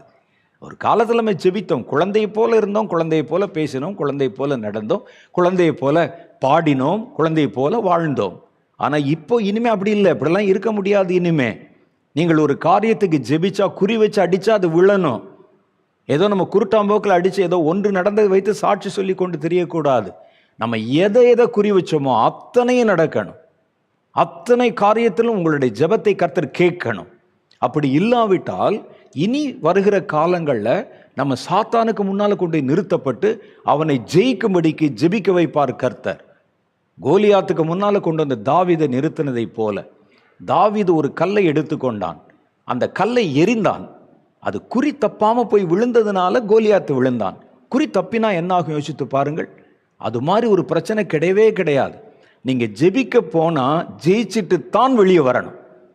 இன்னைக்கு அடிச்சு பார்ப்போம், அவன் விழாவிட்டால் பரவாயில்லை, விழாவிட்டால் உங்களை விடமாட்டான் அவன் என்பதை புரிந்து கொள்ளணும். முதல்ல தாவீது வந்த போது கோலியாத் அவனை ஒரு சட்டை பண்ணவே இல்லை, யாரோ ஒரு பையன் கிராஸ் பண்ணி போறான் போல இருக்குன்னு நினைத்தான். ஏன்னா அவன் கையில் பட்டயம் இல்லை, ஈட்டி இல்லை, ஒன்றுமில்லை, ஒரு கட்டையை தூக்கிட்டு வருகிறான், கல்லை சுற்றிட்டு வரு, அவனுக்கு தெரியல சண்டைக்கு வருகிறான் என்று தெரியல. அவனை 9 முழ உயரமாக இருக்கிறான் ஆள். அப்படி இருக்கும்போது அவன் கவனிக்கலை. இங்கே இவர் ஒரு வீர வசனம் வேற பேசிட்டார். எல்லாம் பேசிட்டு அவனுக்கு ஆத்திரத்தை உண்டு பண்ணிவிட்டார். அவன் சொல்லுகிறான், என்னை அடிப்பதற்கு கட்டையோட வருவதற்கு, அந்த தடிகளோட வருவதற்கு நான் நாயான்னு கேட்கிறார். நீ நாயை விட கேவலம் என்று பேசிவிட்டார். இப்போ அவர் அடிச்சே ஆகணும். அடிக்கிறார். ஒருவேளை அது அவருடைய நெற்றி பொட்டில் படலைன்னு வச்சுக்கங்களேன், ஒரு குறி தவறி விட்டது. 2வது சான்ஸ் இருக்கும்னு நினைக்கிறீங்களா? நீங்க இருக்காது. ஒரு போயிருச்சு, மேலே வந்து இந்த நெஞ்சில் அவர் வச்சிருக்கிற அந்த பிரஸ்ட் பிளேட் இருக்குல்ல, அது மேலே வந்து பட்டுருச்சு, அல்லது ஈட்டியினுடைய முனையில் பட்டுருச்சு, விடுவானா? நீங்கள் அடுத்த கல்லை எடுப்பதற்கு கூட அவன் அவகாசம் கொடுக்க மாட்டான். இப்போ இனிமேல் வருகிற கடைசி கால போராட்டத்தில் நீங்கள் போய் நின்னா, ஒரு கல் விட்டால் ஒரே கல்லை நீங்கள் ஜெயிக்கணும். ரெண்டாவது கல்லுக்கு உங்களுக்கு இடம் இல்லை, நேரம் இல்லை. அடுத்த மூவ் அவனுடைய மூவ் ஆகிறோம். அப்போ கர்த்தர் என்ன செய்வார்? வெண்கல வில்லும் உங்கள் கைகளால் வளையும்படி கர்த்தர் உங்கள் கை விரல்களை யுத்தத்திற்கு பழக்கப்படுத்தணும். அப்போ அந்த அபிஷேகம், அதனால தான் அந்த அபிஷேகம். நீங்கள் தட்டின மாதிரி விழணும். சரி, ஜெபிச்சு பார்ப்போம், இது இல்லையா, சரி மறுபடியும் வந்து அடுத்த நாள் போவோம், இப்போ வேற மாதிரி ஜெபம். இப்படிலாம் இனிமேல் பண்ணக்கூடாது, அழிச்சு கிழிச்செல்லாம் பண்ணக்கூடாது. ஒரே நோக்கம்தான். அப்போ அதுக்கு தான் சொல்றார், அவர் அந்த காரியத்தை புரிந்து கொள்ளவும், அந்த பிரச்சனையினுடைய காரியம் என்ன, எங்கே அதனுடைய உயிர் இருக்கிறது, அது எதனால் இது உண்டாக்கப்பட்டிருக்கிறது, அதனுடைய ஆணி வேறு என்பதை பார்த்து சரியா நீங்கள் அடிப்பதற்கு தான் ஒரு மன தெளிவை நமக்குள்ளே உண்டாக்குறாங்க.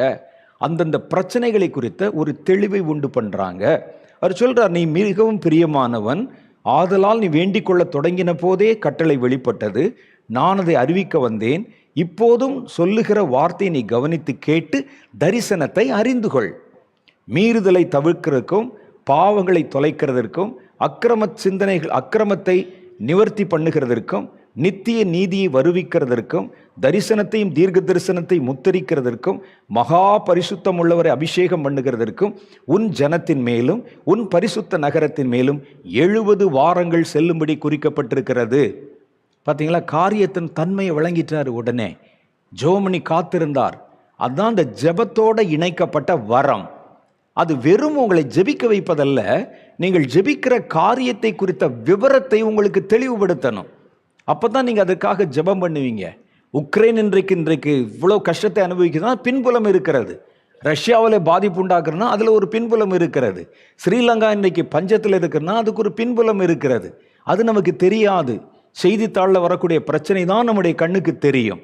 அப்போ இதெல்லாம் நம்ம தெரிந்து கொள்வதற்கு இந்த அபிஷேகத்தோடு இணைந்து ஜெப வெளிப்பாடுகளை தருகிற ஒரு வல்லமை இருக்கிறது.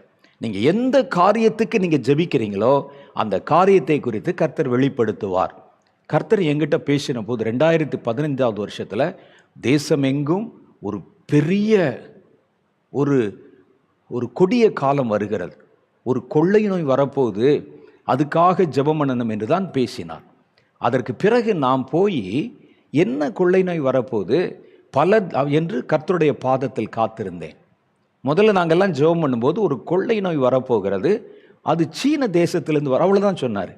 அதுக்கப்புறம் நான் போய் ஜெபம் பண்ண காரியங்களை கர்த்தர் விவரித்து சொல்ல ஆரம்பித்தார். ஒவ்வொன்றா நான் ஒரு 15-20 நாட்களுக்குள்ளாக என் தனி அறையில் நான் போய் ஜெபம் பண்ணேன். அப்போ கர்த்தர் பேசினார், சைனா தேசத்திலிருந்து ஒரு கொடிய கொள்ளை நோய் வரப்போகுது, ஜனங்கள் ஏதோ ஒரு கொள்ளை நோய் வருதுன்னு சொல்லுவாங்க, அந்த கொள்ளை நோய் மனிதர்களால் உண்டாக்கப்பட போகிற மேன்மேடு. இது முதல் வார்த்தை கர்த்தர் தான் நமக்கு சொன்னார். விஞ்ஞானிகள் அதற்கு பிறகு ரொம்ப நாள் இப்படியா அப்படியான்லாம் சொல்லிட்டு கடைசியில் தான் இது மனிதர்களால் உண்டாக்கப்பட்ட தந்திரம் என்று கண்டுபிடிச்சாங்க.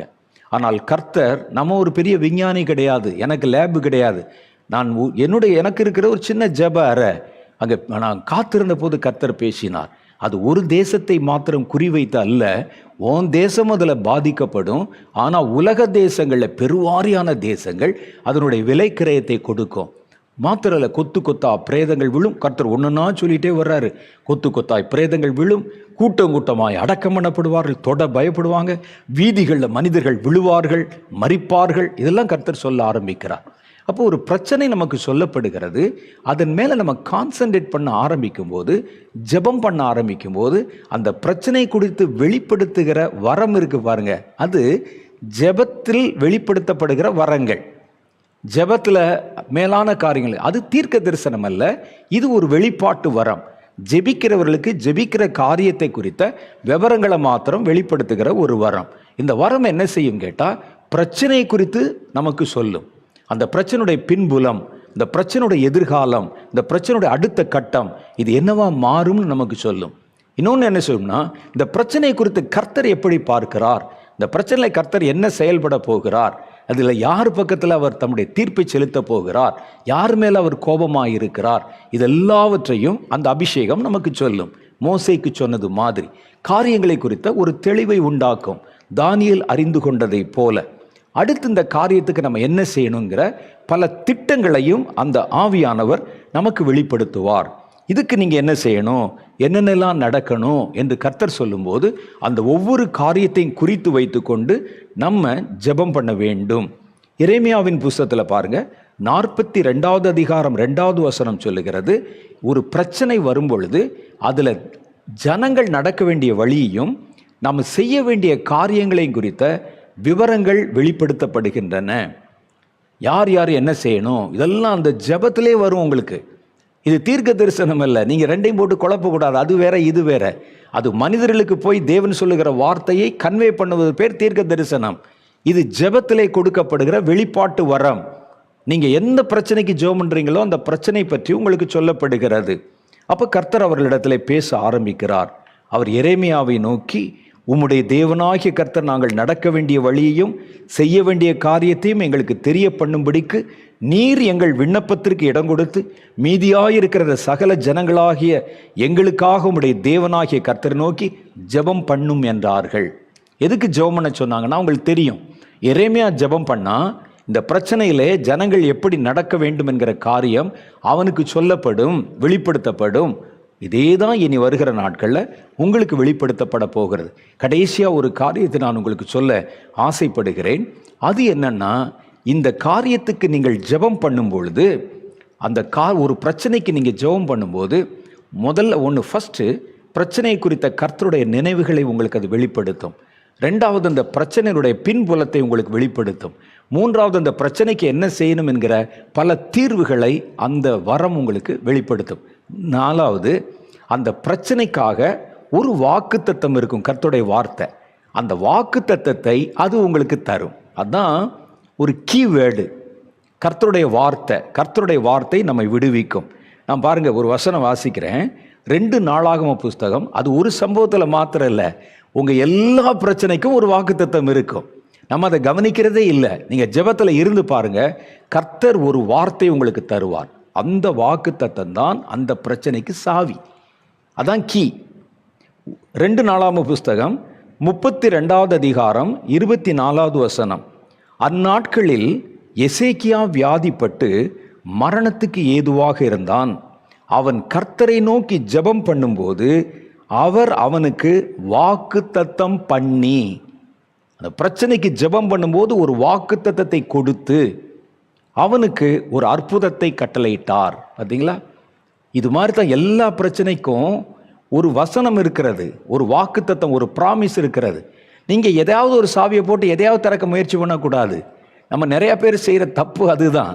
என்ன செய்வோம் என்றால், வாக்குத்தத்தங்களில் கீழே கோடு போட்டு வச்சுருப்போம். இந்த வாக்குத்தத்தங்களை சொல்லி சொல்லி ஏதாவது ஒன்று எடுத்து கோர்த்து நம்ம மாட்டு ஜெபம் பண்ணிகிட்டே இருப்போம். அது இல்லை, நீங்கள் காத்திருக்கணும். ஒவ்வொரு பூட்டுக்கும் ஒவ்வொரு சாவி இருக்கும் இல்லையா? அதே மாதிரி ஒவ்வொரு பிரச்சனைக்கும், நீங்கள் ஜெபிக்கிற ஒவ்வொரு காரியத்திற்கும் ஒரு வாக்குத்தத்தம் இருக்கும். நீங்கள் கருத்தாக ஜெபம் பண்ணும்போது நீங்கள் பெற்றிருக்கிற இந்த அபிஷேக ஆவி, ஜெபத்திலே வெளிப்பாடுகளை தருகிற அந்த வரம் உங்களுக்குள் கிரியை செய்யும் போது, நீங்கள் என்ன வாக்குத்தத்தத்தை சொல்லி ஜெபம் பண்ணணும் என்பதை அந்த வாக்குத்தத்தத்தை உங்களுக்கு நினைவுபடுத்தும். இந்த வாக்குத்தத்தத்தை வச்சு நீ ஜெபம் பண்ணு, உடனே விடுதலை ஆகிவிடும். அந்த வாக்குத்தத்தத்தை பெறுவது அவ்வளவு முக்கியம். அதை கற்றுக்கொள்ளணும். இதுக்கு தான் இந்த வரம் நிறைந்த ஆவி நமக்குள் தரப்படுகிறது. இப்போ சொல்லுங்க, கடைசி காலத்தின் ஜெப ஆவி என்பது நமக்கு எவ்வளோ முக்கியம் என்று யோசிச்சு பார்த்தீங்களா? அதில் தான் கர்த்தரிடத்திலிருந்து நம்ம பேசுகிறோம். ஒரு அந்நிய பாஷை வரம் நமக்கு இருக்கிறது. ரகசியங்களை கர்த்தர் அதன் மூலம் நமக்கு பேசுகிறார். புதிய அனுபவங்களிலே நம்மை அடுத்த பரிமாணத்தில் நின்று ஜெபிக்க கர்த்தர் நம்மை கொண்டு போகிறார். கண்ணீரின் ஆவியை நமக்கு கொடுத்து கர்த்தர் நம்மை ஜெபிக்க வைக்கிறார். ஒரு காரியத்துக்கு ஜெபம் பண்ணும்போது ஏதோ சொல்லப்பட்டதை கேட்டு ஜெபம் பண்ணாமல், காரியத்தினுடைய முன்புலம் பின்புலம், அதனுடைய காரண காரியங்கள், அதற்குண்டான தீர்வு என்ன செய்யணும் என்பதெல்லாம் சொல்லுகிறார். அந்த பிரச்சனை எப்படி ஜெயிக்க வேண்டும் என்பதற்கான சாவியான வாக்குத்தத்தத்தை வெளிப்படுத்துகிறார். இப்போ சொல்லுங்கள், இந்த அபிஷேகம் நமக்கு வேணுமா வேணாமா? நம்ம இதுவரைக்கும் பண்ண ஜெபம் இப்போ நான் சொன்ன இப்படிப்பட்ட ஜெபங்களோடு ஒப்பிட்டு பார்த்தால் நம்ம ஏதோ ஒன்றை ஜெபம் என்று நினைத்து கொண்டிருக்கிறோம் என்பது நமக்கே புரிகிறது அல்லவா? இன்னைக்கு கர்த்தர் உங்களை தொட விரும்புகிறார். இன்னைக்கு கர்த்தர் உங்களை நிரப்ப விரும்புகிறார். எல்லாம் புது முழங்கால் படியிட போகிறோம். கர்த்தர் வாக்குத்தத்தம் பண்ணின முதல் அபிஷேகம் ஜெப ஆவி. இது எவ்வளோ முக்கியம் பாருங்கள். கடைசி நாட்களில் கர்த்தர் ஊற்றப் போகிற இந்த ஜெப ஆவி, இதற்கு முன்னால் உங்கள் முற்பிதாக்கள் ஜெபித்த போது நடக்காததெல்லாம், புதிய ஏற்பாட்டு காலத்திலே மனிதர்கள் செய்த போது ஜெபித்த போது நடக்காததெல்லாம் கடைசி காலத்தில் நடத்தப்பட போகிற ஆவி, உங்களுடைய கர்த்தருடைய பாரம் உங்களுக்குள் ஏற்றப்படும், கர்த்தருடைய ரகசியங்கள் உங்களுக்கு சொல்லப்படும், புதிய பாஷை வரம் உங்களுக்கு கொடுக்கப்படும். இந்த அபிஷேகம் உங்கள் மேலே நிரப்பப்பட போகுது. எல்லாம் குடும்பமாக முழங்கால் படியிட போகிறோம். கர்த்தருடைய வல்லமை உங்கள் மேல் வரப்போகிறது. இப்போ ஒரு புதிய காரியத்தை செய்ய போகிறோம். கர்த்தர் என்கிட்ட சொன்ன காரியம், கடைசி காலத்தின் எழுப்புதல் சம்பந்தமான நிகழ்வுகளை நான் சொல்லும்போது அந்த அபிஷேகத்தை கட்டவிழ்க்கும் அதிகாரத்தை நான் என் தாசனிடத்திலே கொடுத்திருக்கிறேன் என்று அண்ணனை குறித்து கர்த்தர் பேசி இருக்கிறார். அதனால் நான் இப்பொழுது உங்களை முழங்கால் படியிட வைத்து ஆயத்தப்படுத்தியிருக்கிறேன். இப்போ உங்கள் ஒவ்வொரு காரியமாக சொல்லி ஜெபம் பண்ணும்போது கர்த்தர் அவருடைய கண்களையும் திறந்து, கர்த்தர் எந்தெந்த இடத்துல யார் யாரை எப்படியெல்லாம் தொடுகிறார் என்பதை வெளிப்படுத்தி உங்களை புதிய வல்லமையிலே நிரப்ப போகிறார். எல்லாம் கண்களை மூடிக்கொள்ளுங்க, கர்த்தரை நோக்கி பாருங்க. இந்த அபிஷேகம் நமக்கு வேண்டும். இது இல்லாவிட்டால் இந்த கடைசி காலத்தில் சமாளிப்பது வெகு கடினமான அனுபவமாய் மாறிவிடும். கர்த்தர் உங்களை சந்திக்க போகிறார். கர்த்தர் உங்களை தொடப்போகிறார். Thank you Lord. அப்படியே முழங்கால் படியிட முடிந்த எல்லாரும் முழங்கால் படியிடுங்க. சிறு பிள்ளைகள், வாலிபர்கள், பெரியவர்கள், ஒருவேளை முழங்கால் படியிட முடியாதவர்கள் ஜெபத்தோட கண்களை மூடி, எண்ணம் சிதறக்கூடாது, ஒருமனப்படணும். ஆவியானவர் ரொம்ப அழகாக தெளிவாக கடைசி காலத்தில் தேவன் நமக்கு அளிக்கிற ஒரு ஜெப அபிஷேகத்தை குறித்து பேசியிருக்கிறார். இந்த அபிஷேகம் உங்கள் மேலே வந்துட்டு அவனுடைய ஜெப வாழ்க்கை வித்தியாசமாய் மாறிவிடும். நீங்கள் ஆவில நிரம்பி ஜெபிக்க ஆரம்பித்த உடனேயே தேவ பிரசன்னத்தை நீங்கள் பக்கத்தில் உணருவீர்கள். ஜெபிக்கும்படியாக ஆவியானவர் வெளிப்பாடுகளை கொடுத்து ஜெபிக்க வைத்து கொண்டிருப்பார். ரகசியங்கள் வெளிப்படுத்தப்படும், காரியங்கள் வெளியரங்கமாக்கப்படும். அதுக்கான தீர்வுகள் உங்களுடைய ஜெபத்தின் மூலமாய் உண்டாகும். நீங்கள் எப்பொழுதும் ஜெபிக்கிற ஒரு அனுபவத்தை ஆவியானவர் தருவார். தாகத்தோடு கேளுங்க. முதல்ல சிறு பிள்ளைகள் கூட இந்த அபிஷேகத்தை பெற்று நீங்கள் மணிக்கணக்காக ஜெபிக்க போகிறீங்க. ரகசியங்களை அறிந்து ஜெபிக்க போகிறீங்க. இப்பொழுது அந்த ஆவியானுடைய அபிஷேகம், ஜெப அபிஷேகம் உங்கள் மேலே ஊற்றப்பட போகிறது. ஹல்லேலூயா. உமக்கு நன்றி, உமக்கு ஸ்தோத்திரம். சின்ன பிள்ளைகள், குட்டி பிள்ளைகள்லாம் இருந்தால் பெரியவர்கள் உங்களுடைய பெற்றோர் பிள்ளைகள் மேலே கை வைத்து, என் பிள்ளைகளுக்கு இந்த அபிஷேகத்தை தாங்க ஆண்டவரே, என் பிள்ளைகள் ஜெபித்தா அந்த ஜெப வித்தியாசமாக இருக்கணும், அந்த ஜெப அபிஷேகம் என் பிள்ளைகள் மேலே இறங்கட்டும், அவங்களும் இந்த மாதிரி வெளிப்பாடுகளோட ஜெபிக்கணும் ஆண்டவரே, அந்த அபிஷேகம் இறங்கட்டும் இறங்கட்டும்னு ஜெபம்னுங்க. முதல்ல குட்டி பிள்ளைகள், சிறு பிள்ளைகள் மேலே, குமாரர் குமாரத்திகளுக்காக ஜெபிக்க போகிறோம். ஹல்லேலூயா. உமக்கு நன்றி, உமக்கு ஸ்தோத்திரம், உமக்கு ஸ்தோத்திரம் அப்பா. தகப்பனே, இப்பொழுது சிறு பிள்ளைகள் மேல் ஆவியானுடைய வல்லமை இறங்கட்டும். இந்த ஜெப ஆவி ஊற்றப்படட்டும். இப்பொழுது இந்த சின்ன குட்டி பிள்ளைகள் மேலே, ஆண்டவரே, ஸ்கூலில் படித்து கொண்டிருக்கிற அருமையான இந்த குழந்தைகள் மேலே ஜெப ஆவி ஊற்றப்படுவதாக, அந்த அபிஷேகம் இறங்கி வருவதாக. நீர் வாக்குத்தத்தம் பண்ணின அபிஷேகத்தின் வல்லமை இறங்கட்டும். சிறு பிள்ளைகள் நாவிலே புதிய பாஷைகள் வெளிப்படட்டும். துக பந்த லப ஷரக பந்த து துடலந்த ரப ஷரக பந்த லபோ ஷரடலபோ பந்த கதா துடலந்த ரப ஷரக பந்த லபோ ஷரக பந்த லபா. அநேக வீடுகளுக்குள்ளே ஆண்டவர் இயேசு உங்களுடைய ஜெபத்திற்கு பதில் கொடுக்க முடியும். உங்கள் பக்கத்தில் வந்து நிற்கிறதை பார்க்க முடிகிறது. இப்போ அவருடைய கரம் நீட்டப்பட்டு இருக்கிறது. அந்த அபிஷேகம் பிள்ளைகள் மேலே இறங்குகிறது. அநேக பிள்ளைகள் புதிய பாஷைகளை பேச ஆரம்பிக்கிறீங்க. தடை பண்ணாதங்க. நல்ல வாய் திறந்து தெளிவாக பேசுங்க. அது ஒரு அபிஷேகம், அது ஒரு ஜெப அபிஷேகம். வித்தியாசமாக உங்கள் மத்தியில் இறங்கி கொண்டு இருக்கிறது. குழந்தைகளை நிரப்பி கொண்டு இருக்கிறது. சிறு பிள்ளைகள் பாத்திரம் நிரம்பி வழிகிறது. பெற்றுக்கொள்றீங்க. இப்பொழுது ஒரு அக்னி உங்கள் மேலே இறங்குவதை உணர்கிறீர்கள். அப்படியே ஒரு வல்லமை இறங்குவதை உணர்கிறீர்கள். சிறு பிள்ளைகள் ஆண்டவரை ஸ்தோத்திரம் பண்ணுங்க. நிரப்பங்க ஆண்டவரை, நிரப்பங்க. சிறு பிள்ளைகள் நிரப்புங்க. குமாரரும் குமாரத்திகளையும் நிரப்புங்க. ஜெப அபிஷேகத்தினால் நிரப்புங்க ஆண்டவரை. இந்த கடைசி காலத்திற்கான ஜெப அபிஷேகம் குழந்தைகளை நிரப்பட்டும், பிள்ளைகளை நிரப்பட்டும். இப்பொழுது வாலிபர்கள், வாலிப பெண் பிள்ளைகள், இப்போ உங்க மேல இந்த அபிஷேகம் இறங்குகிறது. ஆண்டவருடைய வல்லமை இப்பொழுது உங்க மேல இறங்குகிறது. கடைசி கால அபிஷேகம், வாக்குத்தத்தம் பண்ணப்பட்ட அபிஷேகம் இறங்கி கொண்டு இருக்கிறது. வாலிப வாலிப தம்பி நீ பெற்றுக்கொள்கிறாய், வாலிப மகளே நீ பெற்றுக்கொள்ளுகிறாய். இப்பொழுது அந்த அக்னி அக்னி அக்னி அக்னி உனக்குள் இறங்குவதை உணர்கிறாய். ஒரு நாவில் இந்த புதிய பாஷை வெளிப்படுகிறது. அது ஜெப பாஷை. அது ஜெப பாஷை. நீ பேச பேச பேச ரகசியம் வெளிப்படுத்தப்படும். உன்னுடைய ஜெப வித்தியாசமாய் மாறும். மகளே நீ பெற்றுக்கொள்ளுகிறாய் இப்பொழுது. மகனே நீ பெற்றுக்கொள்ளுகிறாய் இப்பொழுது. பெற்றுக்கொள்ளுங்க. ஆவியானவருக்கு நல்ல இடம் கொடுங்க. என்னையும் நிரப்புங்க ஆண்டவரே. ஆண்டவரே, இந்த ஜெப ஆவியின் அபிஷேகத்தினால் நிரப்புங்க. நானும் மணிக்கணக்காக ஜெபிக்கணும், இரவும் பகலும் ஜெபிக்கணும், ரகசியங்களை அறிந்து ஜெபிக்கணும், காரியங்களை நான் தெளிவாக அறிந்து ஜெபிக்கணும். நிரப்புங்கன்னு கேளுங்க. வாலிப மகனை உன் மீது அந்த அபிஷேகம் இறங்குகிறது. வாலிப மகளே உன் மேல் அபிஷேகம் இறங்குகிறது. இப்போ புதிய ஒரு பாஷை நாவிலே வெளிப்பட்டு கொண்டிருக்கிறது. தான் இந்த அபிஷேகம், அந்த ஜெப அபிஷேகம், புதிய அபிஷேகம் நிரப்புகிறது. இப்பொழுது பெரியவர்கள் மேல அந்த அபிஷேகம் இறங்குகிறது. நீங்க ஜெபம் பண்ணுங்க, உங்களுக்காக ஜெபம் பண்ணுங்க. எனக்கு தாங்க ஆண்டவரே, என்னுடைய ஜெபம் வித்தியாசமா மாறணும், எனக்குள்ள இந்த ஜெப அபிஷேகம் வேணும், என்னை நிரப்புங்கன்னு கேளுங்க. கேளுங்க தாய் தகப்பன், கேளுங்க. பெற்றுக்கொள்றீங்க பெற்றுக்கொள்றீங்க. இன்று முதல் உங்களுடைய ஜெப வாழ்க்கை மாறுகிறது. உங்களுடைய ஜெப வித்தியாசமாய் மாறுகிறது. இதோ அந்த அபிஷேகத்தின் வல்லமுக மேலே இறங்குவதை நீங்கள் பார்க்கிறீர்கள், உணர்கிறீர்கள்.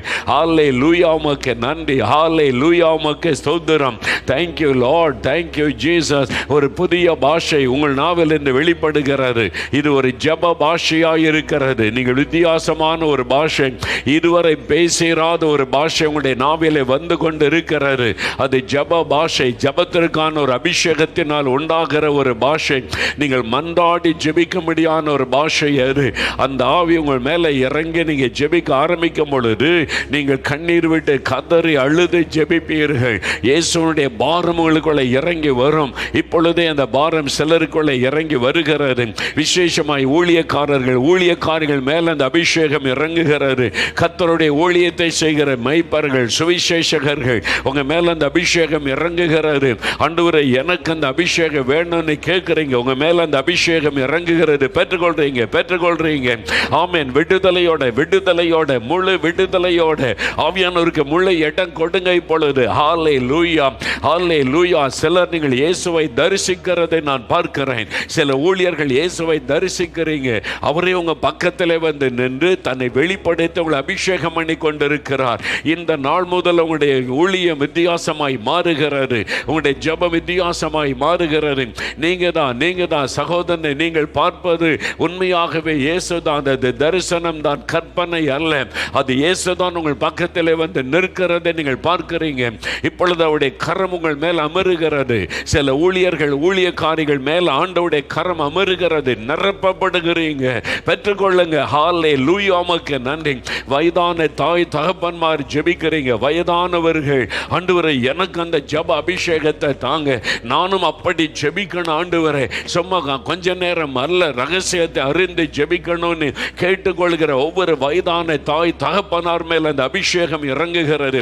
பெற்றுக்கொள்றீங்க இப்பொழுது. அந்த ஜெப அபிஷேகம் உங்களை நிரப்பி கொண்டே இருக்கிறது.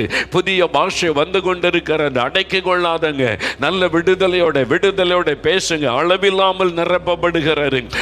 அளவில்லாமல் உங்கள் மேல் ஆவியானவர் ஊற்றப்படுகிறார். உங்களுடைய பாத்திரம் நிரம்புகிறது. நிரம்பட்டும் ஆண்டவரே, நிரம்புங்க ஆண்டவரே. ஒவ்வொரு வீடும் ஜெப வீடா மாறணும். ஒவ்வொரு வீட்டிலையும் இரவும் பகலும் ஜெப சத்தம் கேட்கணும். ஒவ்வொரு தெய்வ பிள்ளைகளும் இரவும் பகலும் ஜெபிக்கணும் ஆண்டவரே. அந்த ஜெப அபிஷேகம் நிரப்பட்டும். கடைசி காலத்துக்கான ஜெப அபிஷேகம் நிரப்பி கொண்டிருக்கிறதற்காய் ஸ்தோத்திரம். இப்ப வாய் திறந்து ஸ்தோத்திரம் பண்ணுங்க. ஆண்டவரே, என்னை நிரப்புகிறதற்காய் ஸ்தோத்திரம், என்னை நிரப்பி விட்டதற்காய் ஸ்தோத்திரம், ஆட்கொண்டதற்காய் ஸ்தோத்திரம். இன்று முதல் என் ஜெப வாழ்க்கை மாறுகிறதற்காய் ஸ்தோத்திரம்னு சொல்லுங்க. கர்த்தர் அப்படி செய்ததற்காய் ஸ்தோத்திரம். இதோ இந்த ஜெப அபிஷேகத்தை நீர் ஊற்றி விட்டதற்காய் ஸ்தோத்திரம். சிறு பிள்ளைகள், வாலிபர்கள், பெரியவர்கள், ஊழியக்காரர்கள், வயதான தாய் தகப்பன்மார் ஒவ்வொருவரையும் ஜெபிக்க வைக்கிற அந்த அபிஷேகம் இறங்கினதற்காய் ஸ்தோத்திரம் அப்பா. இன்று முதல் ஒரு பெரிய ஆவிக்குரிய மாற்றத்தை உடைய பிள்ளைகள் காணட்டும். இது இவர்களுக்குள்ளே பெருக பண்ணும். ஆண்டவரை தொடர்ந்து பெருக பண்ணி இரவும் பகலும் ஜெபிக்க, இடவிடாமல் ஜெபிக்க, எப்பொழுதும் ஜெபத்தில் விழித்திருக்க கிருபை கொடுத்த நடத்தும். நீர் ஆசீர்வதித்து விட்ட அன்பிற்காக ஸ்தோத்திரம், ஸ்தோத்திரம், ஸ்தோத்திரம். எங்களுக்கு ரகசியத்தை விளங்க பண்ணி நீர் கற்றுக் கொடுத்தீர். எங்கள் மேல் நம்முடைய அபிஷேகத்தை ஊற்றிவிட்டீர். அதற்காக ஸ்தோத்திரம். இயேசு கிறிஸ்துவின் நாமத்தில் ஜெபிக்கிறோம் பிதாவே. ஆமேன், ஆமேன். என் ஆத்துமாவே கர்த்தரை சோஸ்தரி, என் முழு உள்ளமே அவருடைய பரிசுத்தமுள்ள நாமத்தை சோஸ்தரி. என் ஆத்துமாவே கர்த்தரை சோஸ்தரி, அவர் செய்த சகல உபகாரங்களை மறவாதே. ஆமேன், ஆமேன். கர்த்தர் உங்களை அபிஷேகம் பண்ணிவிட்டார். தொடர்ந்து எங்கள் ஜெபம் இன்றையிலிருந்து உங்களுடைய ஜெப நேரம் வித்தியாசமாக இருக்கும். அதை விட்டு விடாதபடி தொடர்ந்து ஜெபிக்க பெருகி கொண்டே இருக்கும். வருகிற வாரத்திலும் இந்த அபிஷேகத்தை பற்றின பல காரியங்களை தொடர்ந்து கற்றுக்கொள்வோம். அதுவரை கர்த்தருடைய ஆசீர்வாதம் உங்களோடு இருப்பதாக. ஆமென்.